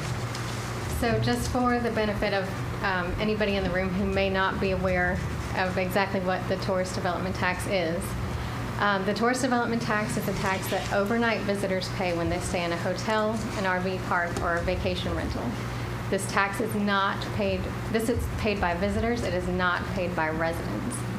Visitors pay 3% of the cost of their room, and that money is specifically earmarked to promote and support tourism here in Suwannee County. Hoteliers in Florida asked for a state law that would allow counties to have this tax, so this was a self-imposed tax by the lodging industry in order to grow visitation. All of the money that we collect in Suwannee County stays in Suwannee County, and it funds the tourism office, which is responsible for advertising to visitors, supporting local festivals and events, and creating materials and campaigns to attract more tourism. This is the only source of funding to promote Suwannee County to visitors. The Board of County Commissioners supports us in what we do, but they do not fund the tourism office. This tourist development tax actually benefits our residents in several ways. For every dollar spent by tourists, part of that money goes towards services that would otherwise have to be paid by the locals. Local tourism promotion draws visitors to the area, who in turn spend money in the local economy and contribute to the local tax revenue. That revenue is used to help pay for critical services that residents rely on, such as roads, schools, and public safety. Each household in Suwannee County pays $515 less in taxes as a result of the taxes that tourists pay from their visitor spending. In other words, if it were not for taxes generated by tourists, each household would have to pay $515 more in taxes to replace what is being paid by tourists. This is not additional revenue. If we funded our services at the same level without tourists, each household would have to pay that much more. So tourism actually reduces your tax burden. This is not extra revenue, this is necessary support. Tourism is also an economic driver. Many of our local businesses, from restaurants to shops to attractions, depend on tourism for survival. Tourism supports jobs from hotel staff to restaurant workers to shop owners and event vendors. Without the tourist development tax, our local economy would suffer and residents would lose jobs and opportunities. Do you know what the #1 industry is in Florida? Tourism. Do you know what the #1 reason is why we don't have a state income tax? Tourism, you got it. Okay. So this bill that we're talking about tonight would sweep away 100% of the tourist development tax from their intended uses, which is tourism promotion, and it would use them to offset local property taxes. That sounds good on the surface, but it would devastate a small county like ours. Eliminating the tourist development tax for marketing means that residents would pay more in taxes over time, not less. The savings to residents would be minimal, but the damage would be massive. The average tourist development tax is a tiny fraction of property tax revenues. In Suwannee County, the tourist development tax is 1.6% of property taxes. To put that in perspective, let's pretend that your property taxes are $2,000 per year. This would only save you $32, not $32 per month, $32 per year.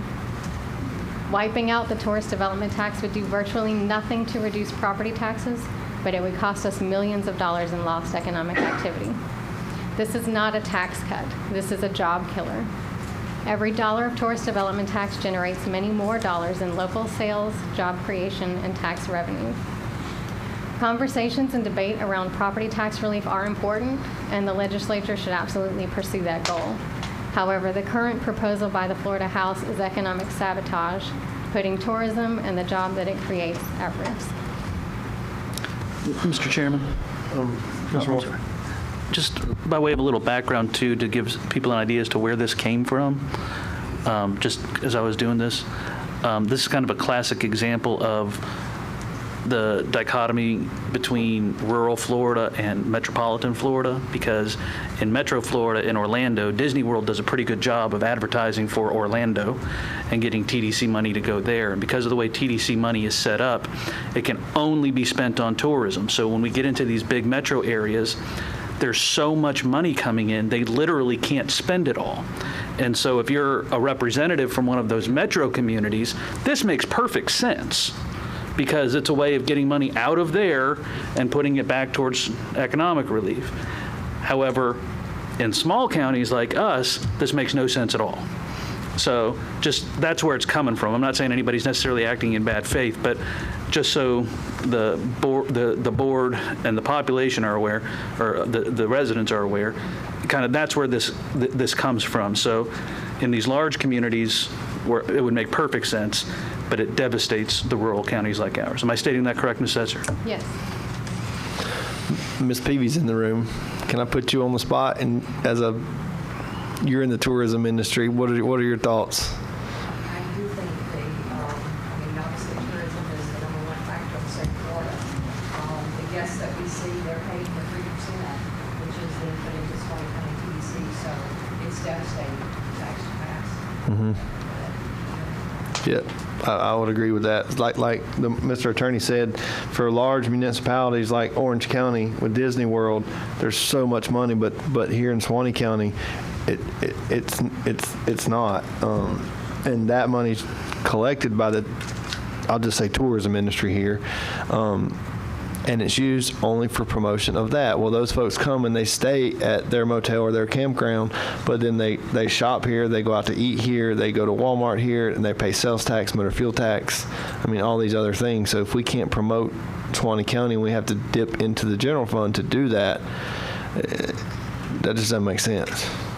Anyway, so my point being is I asked Mr. Morrison to create a resolution that this board in Suwannee County opposes that, so that if y'all would agree, we could pass that tonight and we could get it to our Representative Shove and Representative Senator Simon like tomorrow morning, if y'all would agree, so that they know while that bill's still on the floor. So there's a little bit of a sense of urgency. Can I add something to do that? Yes, sir, Commissioner Hill. And I know it may take a little time, but can we reach out and maybe do it more as a group effort, reach out to some of our smaller rural counties that are part of our NFEDP, Gilchrist, Fayette. Mr. Morrison may have spoke to some other communities. I have spoke to some of our, I've spoken with my counterparts in some of the surrounding counties.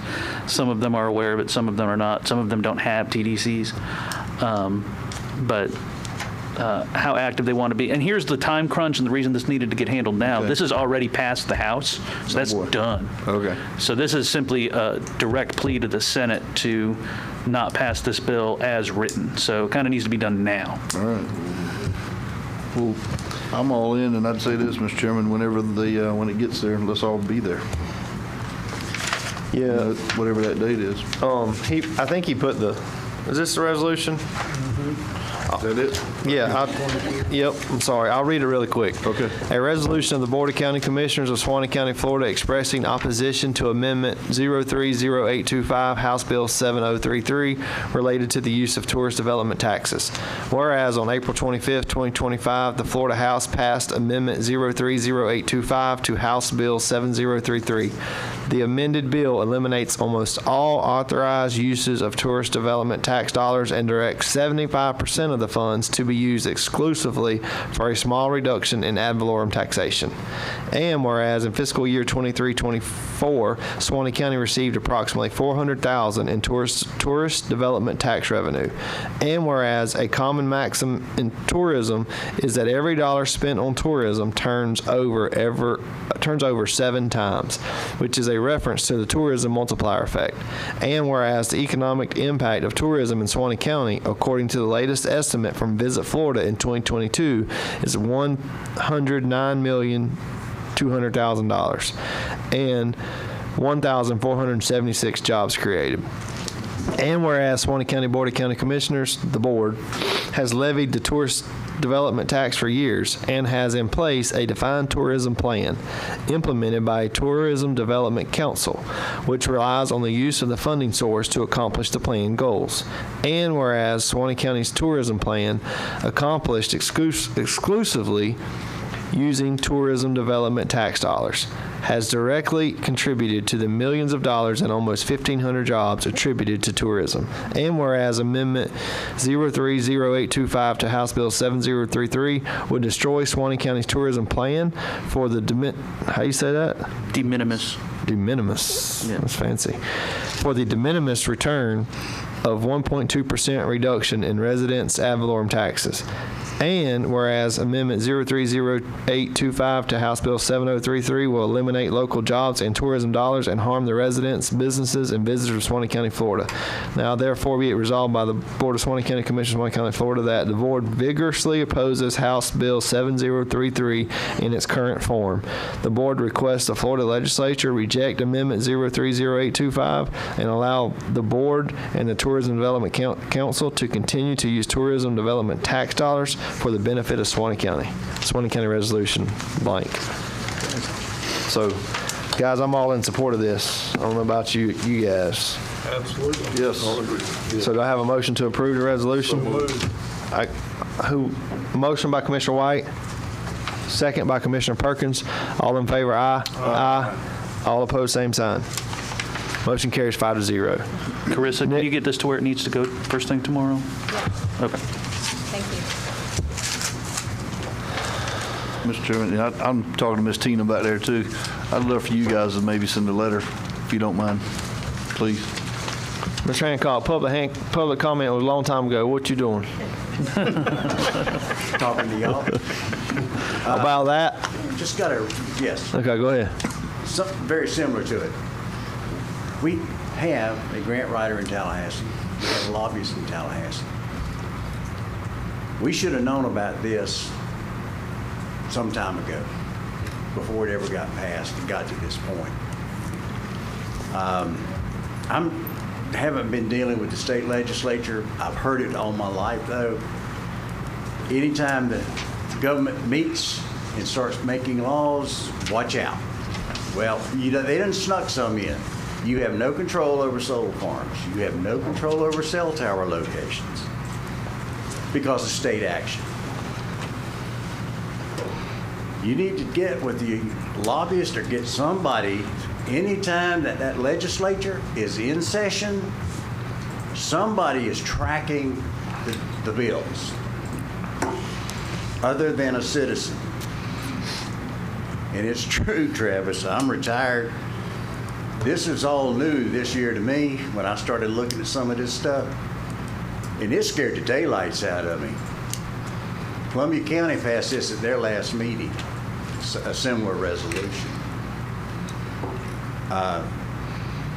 It's already passed the House. It should never have even gotten there or gotten that far without some interdiction on your part, I think.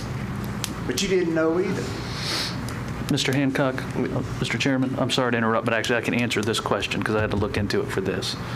If I may, Mr. Chairman. So in writing the resolution, I had to look into the legislative history. I wanted to double check, make sure I was saying everything correctly. So when this bill was in a Form A, they'd done the legislative analysis on Form A.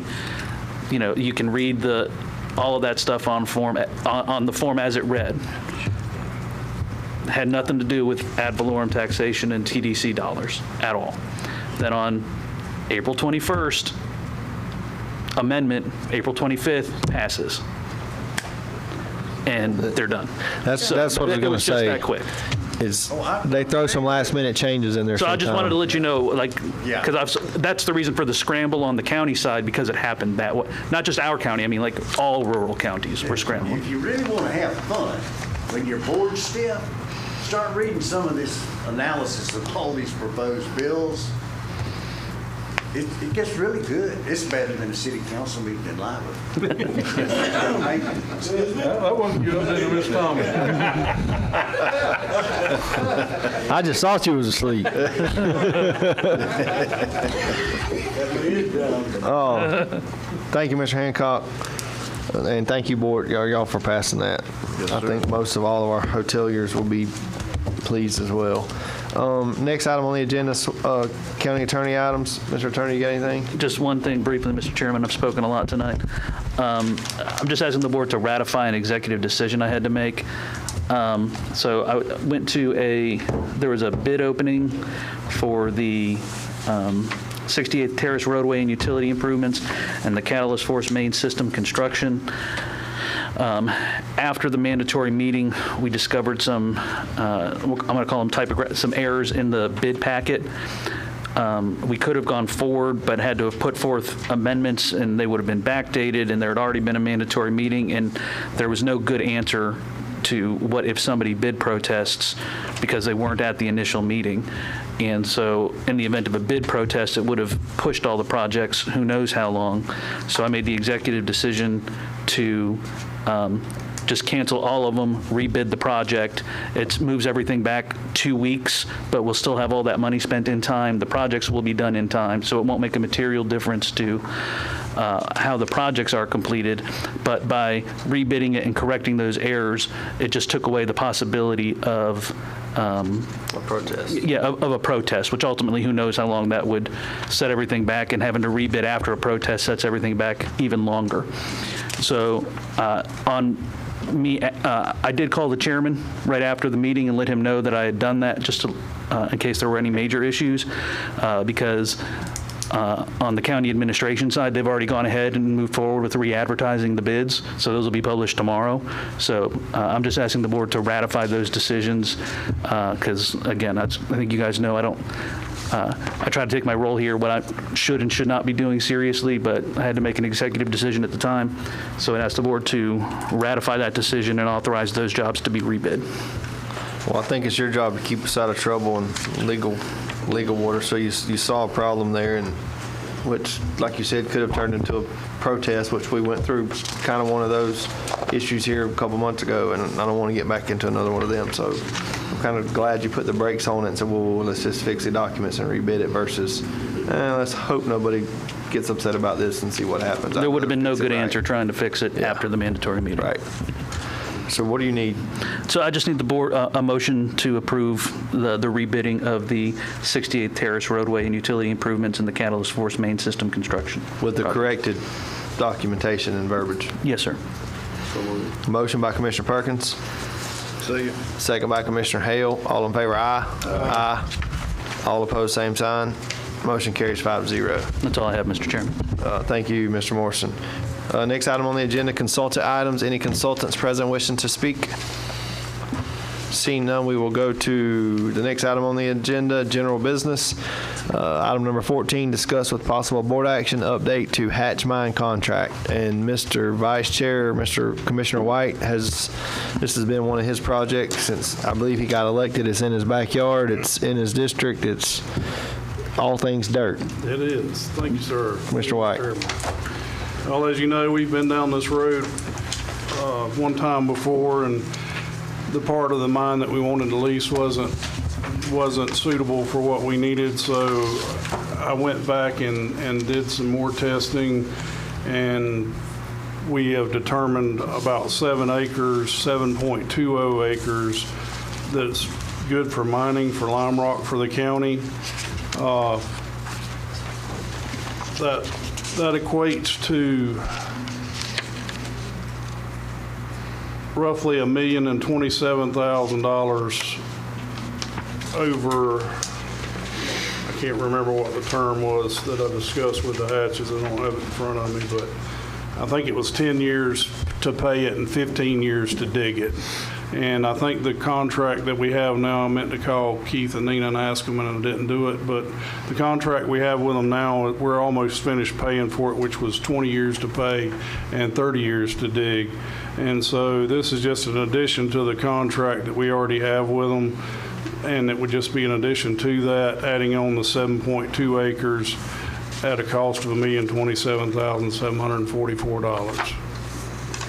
And that's pretty much it. I just been working on it, and that's the best I can come up with, short of finding somewhere else to go mine, which is not as easy as you think it is. And we're already there, our equipment's already there, and it's still cheaper than buying it somewhere else. So that's where we're at with it, and I need to get it to the attorney so we can get it taken care of and get on with it. Thank you, Commissioner White. I've studied this too a good bit, and I mean, it just makes sense. We're there, we have the equipment already in place, we just need to rock, which is on our roads and infrastructure. And at one time we did price, I can't remember when, it was a couple of years back, we did seek a price from another local private sector person, and it was due to our cost, almost double by the ton of what we felt like we were mining it for. So, I mean, we have the drag line, we have the excavators, we have the loaders, we have the trucks, and we got a lot of dirt roads in Suwannee County. Absolutely. So and we're digging through the rock at a pretty rapid clip. And this does two things here too as well. This is not all underwater rock. As you'll see, it's some of it's at a 30-foot depth, some's at 60-foot depth. And from 30 to 60 is underwater rock. Everything down to 30 foot's above ground. You can dig that with an excavator. You don't have to have a drag line to dig that. So when you do have, like we have right now currently, the drag line's been down for about 3 weeks. So we're pretty much dead in the water right now. We can't mine. With the addition of the 7.2 acres, we can continue mining that top rock for these dirt roads and not have to be solely dependent on that drag line. Mr. Chairman, if I may. Commissioner Morrison. Mr. Locklear, do we have the legal description as to where we're going to put the new part of the mine? We got to get one. We got to get a survey done. Okay, because I'm going to need that before we can move forward on the I'll take contract. care of it. All right. any questions, comments, or you just need consensus? Does he need consensus to move forward with this? What's he need? He's just asking for, are you guys okay with this before we put in the time to negotiate out the contract? So. Well, the alternative is we go buy rock from the private sector and sell all of our equipment, putting us, with the private sector, married to the private sector only. Or we try to find more rock cheaper and move all of our equipment. And we just heard a dirt pit permit up here 4 or 5 months ago, and that didn't go well. So imagine a 60-foot lime rock mine in your backyard, how that's going to go.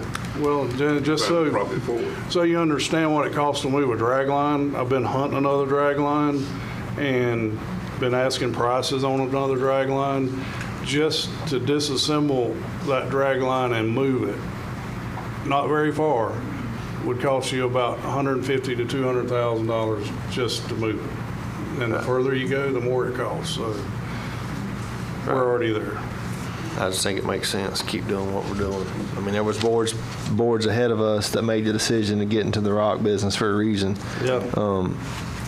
And it's not just about price, it's about dependability and having it. Not saying that any of the private people couldn't keep up with it, but, maybe you're not first on the list when that comes, but it's our own mine and we're responsible for our own destiny with that. And people come first.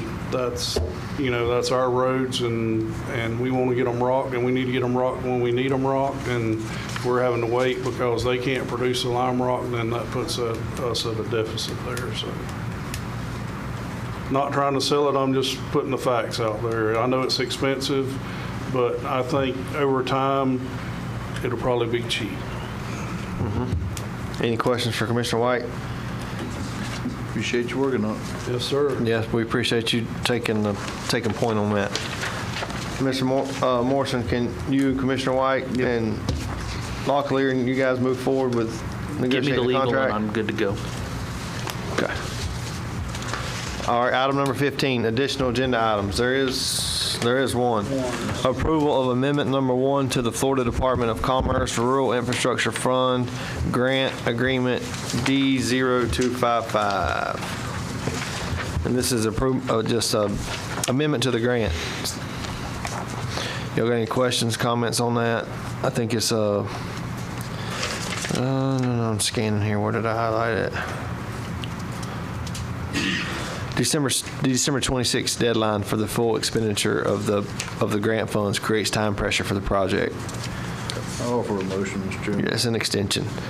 I have a motion to accept by Commissioner Hale, a second by Commissioner White. All in favor, aye. Aye. All opposed, same sign. Motion carries 5-0 on the extension.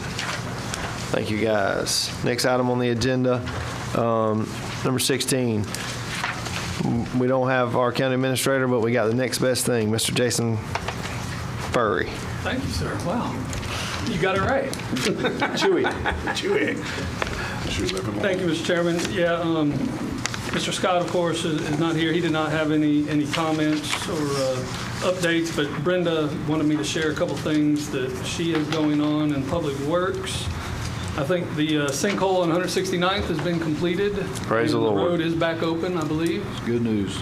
That's good news. 81st Road, she says that the current width is 16 feet. We're widening to 18 and anticipate 10 or 12 more weeks to complete that reconstruction job. Last week, they started the litter and mowing contract, and so far I've seen good things staff has out on the roadways, so that's looking good. I think that was for four or five times throughout the year, so this is just starting that first pickup. And then the last thing she wanted to mention, they had a DOT did a safety analysis on our roadways, and at the intersection of 248 and 49, they're recommending a 4-way stop go up there. Spoke to Mr. White about this as well, but so, per their recommendation, I think that's probably the wise thing to do is put up the 4-way stop. And we'll set up message boards, of course, in advance of that and let the public, be aware ahead of time. But that would be a traffic change there for safety reasons. Just to add to that, the reason they want to put one at Market Road and 49 as well, a 4-way stop.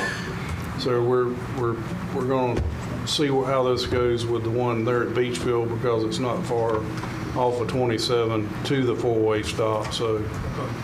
Just a trial run, I think, is what we're doing here. Do y'all know, Commissioner White, what they're planning on using? Just stop signs with flashing lights or overhead flashing light? I don't know if there's flashing lights on that one now. Okay. We'll check into that. Okay. Only other update I had was the Springs conveyance with water management. We started some talks with those folks last Friday. And so they're pretty anxious to convey Telford, and I think the Little River and Royal folks over the years have moved down to Telford Springs, and so we're seeing a little bit of some of that same behavior we used to get in our springs. So they're anxious to get that in Suwannee Springs. They're not in the park maintenance business like we are, and so they would like to work in agreement with us. We're negotiating. There's a dollar amount to that because we're pretty burdened and strapped now with staff. So we need to consider those costs and time. Overall, I think it's a good idea. I think everybody here agrees that it's another couple nice springs that we can have in our toolbox of parks in the county, but there does need to be a reimbursement for that. So talking about a few different options, and we'll bring that back to the board as we get a little bit closer, but just keep that in the back of your mind. She did mention too that there's a couple of 1-acre tracts on the river around Charles Springs and Christian Tract up there near Ellaville, I guess, and kind of like surplus properties that we've had in the past on the river. I don't know if it's really something we'd be interested in, but I told her to give me a list of them and we'll take a look, and that could be part of the package deal. They want those? They would be willing to give them to us. They don't really have a need in their master plan for those. What would we do with them? It just depends on the size, how many of them, what it looks like on the river frontage. It could be a park, it could be a another stop on the Wilderness Trail as people canoe and kayak down the river. I don't know, but It's a growing I thing thought for we'd be sure. willing to look at it, so. Yep. Sure. I'll keep you posted on that. If y'all have any thoughts, please share them with me, and I may bring one of y'all around with us there. Didn't I also hear the young lady at the DOT Summit say there was funds out there for our springs and things? They had extra monies left over? And I don't know about extra monies, but yes, the district has some money, for the river and the springs program, and we're working with them. Also, North Florida and us have been working since the hurricanes on some stabilization at Little River that we had after the flooding. So they've got some money, and they're working with us to help make that a success.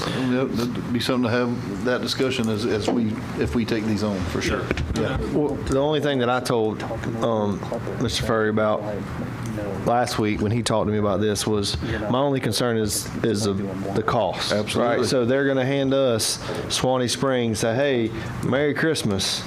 Well, by the way, you got to pick up the trash and you got to keep it up and you got to maintain the fences and all this stuff. Well, that's great, but as every municipality is, usually strapped for money, right? So we're going to take the springs over, and that's what we do is we take care of parks, right? So we could probably do a better job than water management, but if we're going to take a liability and a burden, I felt like the board over there should offer us some type of annual compensation to offset that employee that's out there having to pick up. Like he's going to take a burden off of them, and we all know that the revenue collected at Little River, it doesn't zero out the expense of taking care of it. It helps, but it don't zero it out. So we can't keep adding stuff on our plate without a defined way of paying for it. So that's the only thing that my concern that I told him, like, look, I'd love to help him out. I'd love to take it over. I think that Parks and Rec could probably do a better job because that's what his guys are good at, and that's what they do. But they need to help pay for it. Yeah, I agree, and it needs to be reoccurring. I don't want to have limits like in 5 years it goes away or something like quarterly, whatever that number is, we can talk about it. But if there's that's a hard no, then why are we going to take? Right. Why are we going to take that? And that's more money we got to spend every month. That's more taxes. That's more without a source to offset it. The comment they made on the reoccurring bit would be doable on their end if they did not convey the property. They retained ownership of that. And then basically it's just a contractual agreement with us to take care of it. So I don't know how that looks. Well, private sector's out there for that too. Exactly. And that's what they're doing now. So, Mr. Chairman, that property would be worth maybe to make a temporary campsite or something else? The 1 acre tract? Yes. Potentially, yeah. Making that gain revenue and stuff from that by maybe using it for a park. Primitive and stuff like that. Yeah, I don't know. I mean, campsites with electric and utilities and stuff like that, I don't, there's an expense to get that out there, but, primitive camping or something to get off the river, it's a possibility. That's what, So we're not putting no sewer system, we're getting informed, Yeah, we'll look at those properties when they have a list. I'll send it around to everybody so they can look at it too and see where they're at. But I got that idea. Like Chris said earlier about having those property thing, people come in and they go in to visit those springs and get in there and then they go to Walmart and other parts and spend money in. So that's just a way to get them here to start spending money. So spread the wealth. Sounds good. I'll keep you posted. The last thing, Mr. Chairman, was been working on job description for, as you know, Economic Development Director. Reached out to Mr. Norris just to get his thoughts on, that position, that person, the traits. What do we need? What does that position feel like? He's a leader in that role and understands it. So I reached out to him as we talked through that. It came up that he might be interested in coming back if the board would consider it or would be interested itself. So naturally, I think Mr. Norris is a leader in the economic development field in the state, and so if we had a chance to bring him back, I just thought it might be something that would be worth a discussion. So wanted to share that with you, see if that's something that you guys would consider or would talk about, and just throw it out there for your discussion. Board members? Mr. Chairman. Yes, sir. Commissioner White. I would be interested in having that discussion. I don't know how it turns out, but would be interested in having that discussion.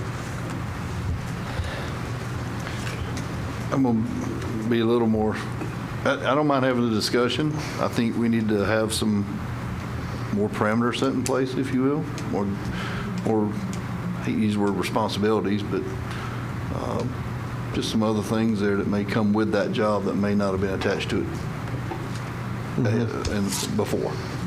Agreed. That would be my thoughts. I'll be in agreement with the discussion on it, too. Mr. Perkins?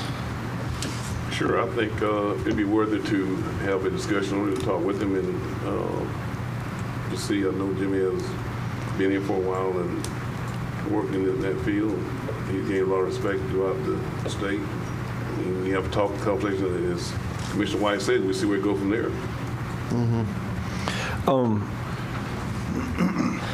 I'll say this. I think that Mr. Norris is very well respected in his career field. I think that Mr. Norris is great at what he does, probably elite in his career field at what he does. He's just got that gift. I was very disappointed when Mr. Norris really caught me off guard and left. So I think that if we're going to have discussions on taking Mr. Norris back, I think that we need to do a deep dive to figure out what the real reasons were on the departure, and seeing if, like Commissioner Hill said, if there's a way to fix that so it doesn't happen again. I would want Jimmy Norris on my team and not having to work against Jimmy Norris. I'll say that. But I think we need to just sit down, and someone needs to sit down and talk and figure out what happened. What are we going to do to fix it, or can we fix it? And like Commissioner Hill said, I think there's some things, and I'll just say it, like I think that some of our development properties, for example, the Catalyst site, I think that those properties need to be probably under economic development for their foster and their care, 100%. So that I do know there was tension, things not getting done, properties not getting mowed, things not, so you're telling the guy to go sell a car, but the car's always dirty, or in the shop, yeah. or there's things. So maybe, and I don't know how other counties, other communities do that, how they structure their economic development offices to say, hey, if this guy's going to be selling a car, he needs to have a little bit of say-so on what the car looks like on the day he's supposed to be selling it. So I don't know if that was all the reason, or if that was even a reason. I don't know, but I think that we need to kind of do a deep dive into that office and figure out, do we have it structured right? If Mr. Norris decides he doesn't want to do that, are we setting the next guy up for failure? Like, was it structured wrong, and that's what caused the departure?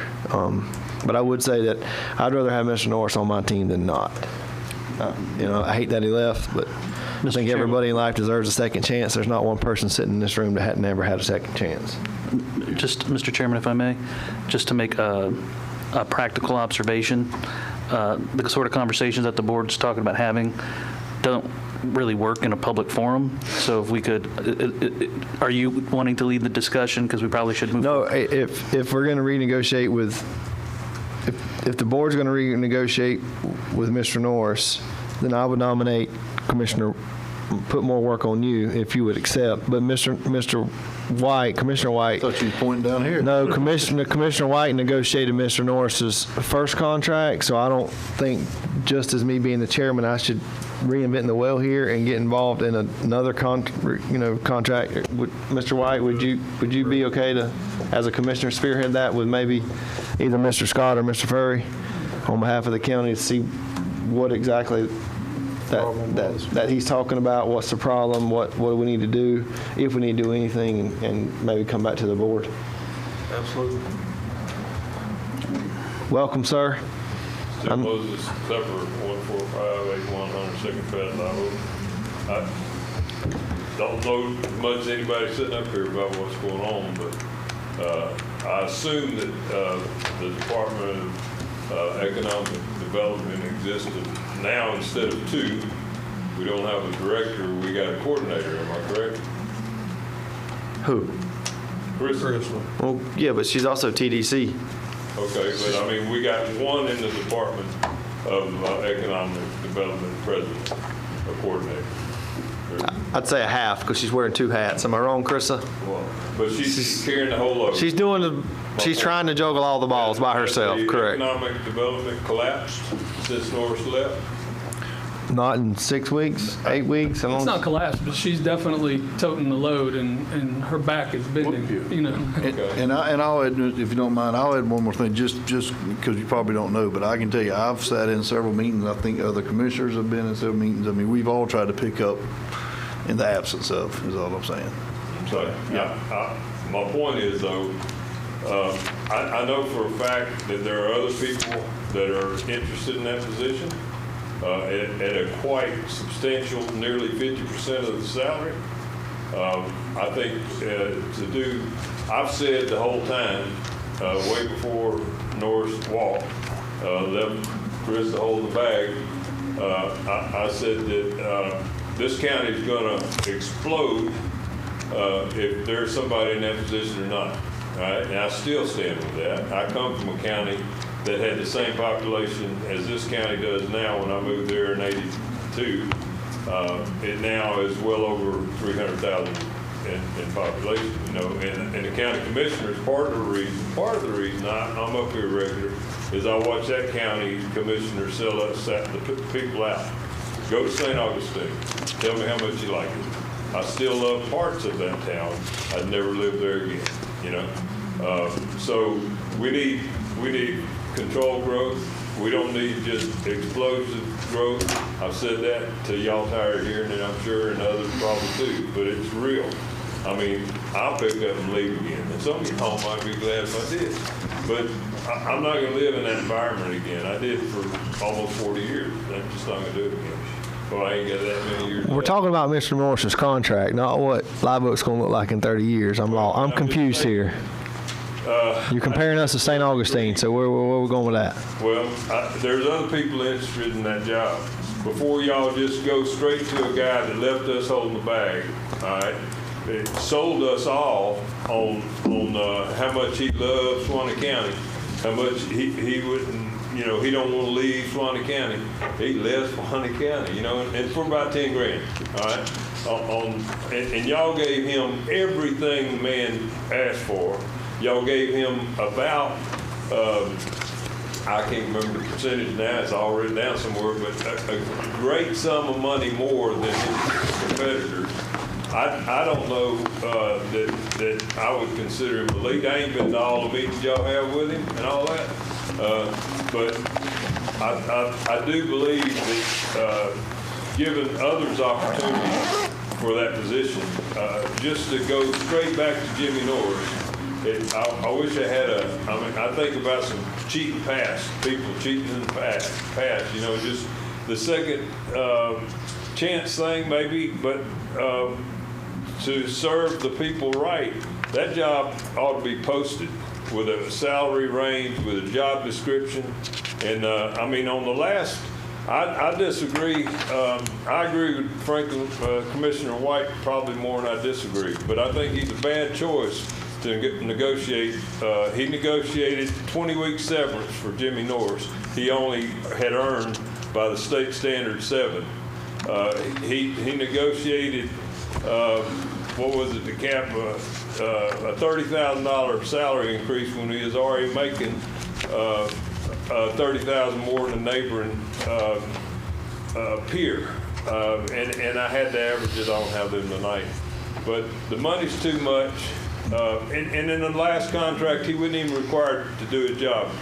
I read the contract, still have the contract. It said that the only job requirement he had was to do his job to the best of his ability. That was it. And he didn't have to come to meetings no more. All right, and he cut way back on meetings showing up. We didn't say we were hiring him tonight. We said we're going to talk to him. I ain't heard nothing about reposting that job. I think to serve the public, that job ought to be posted with the description, salary range, and that salary range.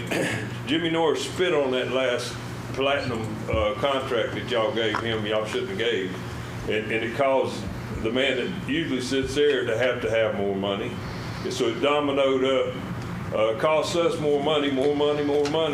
And I say go back and well, it needs to go to the public. It needs to go. All right, I got you. I heard you. Thank you.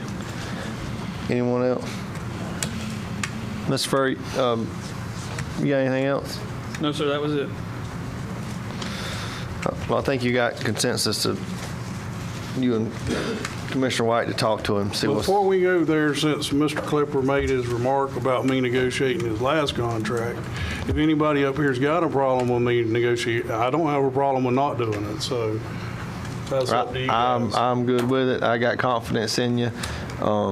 Just like I did with the mine, I think you look out for the taxpayers. And as Mr. Klepper indicated, sometimes he's not privy to that's why we're elected.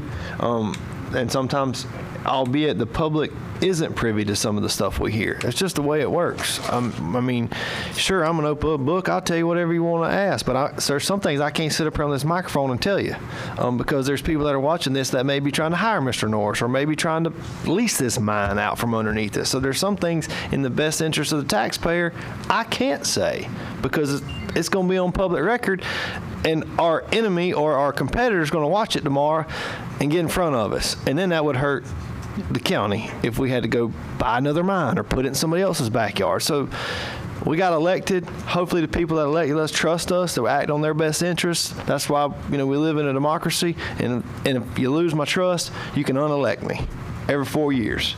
So I trust Commissioner White to act in the best interest and negotiate that. I do not see a reason for us to reinvent the wheel and put another commissioner in negotiations or talks with a previous employee who Mr. White has already dealt with.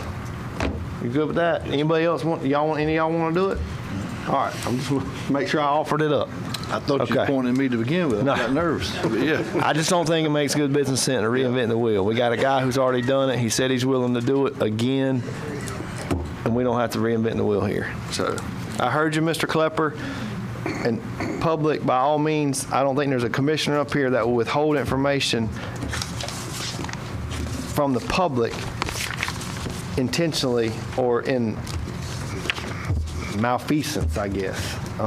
If I don't say something up here, it's probably in the public's best interest to save us some money. Sometimes that's how it works. That's just the way it is. I'll call it how I see it. That's how I see it. If anybody sees it any differently, then y'all say so. Anybody else? Well, I would have, but you're a call with Commissioner White, so I'm leaving with Commissioner White. You going what? I'll leave with Commissioner White on closing comments? Is that what you said? No, I said I would have, but since you chose Commissioner White, let him go ahead and do it. Oh, you would have done it. Oh, there you go. He said he would. Now the decision's Get been out of made. here. Yeah, get out of here. Stirring the pot down there. Wise. Commissioner Perkins, since you got all the sarcasm, you can start with your closing comments. Okay, thank you. Thanks everybody for being here tonight. We thank you for coming out and supporting us here in our endeavor here, trying to keep this county going, keep this county moving and going. We do thank to all of our officials, our department heads. We do appreciate all of our workers out there working hard. We know we're getting about that time. We'll be hopefully don't have a bad storm this time, but that we all can have a break. But and thank you to all those who have played a part in hosting our FDOT summit. It was a great summit, and really enjoyed that. So thanks to all y'all who have supported, helped out in hosting that summit. And thank you, Ms. Lee, for being here tonight. And I also invite you out to be for Juneteenth. I'll give you the date when that will be to come to Juneteenth to bring the big purple bus out there.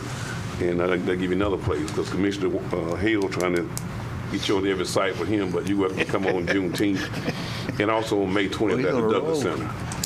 They'll both be on Saturdays. June 21st for Juneteenth. Didn't he? Got his rest last night. He went to bed early. He wouldn't text him in. And also Tracy Brown, who was a former football player here. He'll have Dog Brown's, what would that be? On the 14th of June. Yes. To it, thank you. I'm done, Mr. Chairman. Thank you, Commissioner Perkins. I think to the ones that come and gave us the with the Presentation. updates on the presentations, and to Miss Donna Lee, I'd like to talk to you after the meeting too. We have one of our siblings doing with Alzheimer's and dementia right now too. And thank you to the staff and everybody coming. Thank you. You good? Commissioner Hale. Yeah, obviously, thank you to my board. There was a lot of issues, concerns, and ideas thrown around here tonight. So we, again, navigated through those waters, and I appreciate you guys being open-minded to some of these things, and the folks out here as well. Appreciate everyone being here. Love to see faces, some new, some reoccurring. We enjoy each and every one of you. Thank you, Ms. Donna. Appreciate you being here.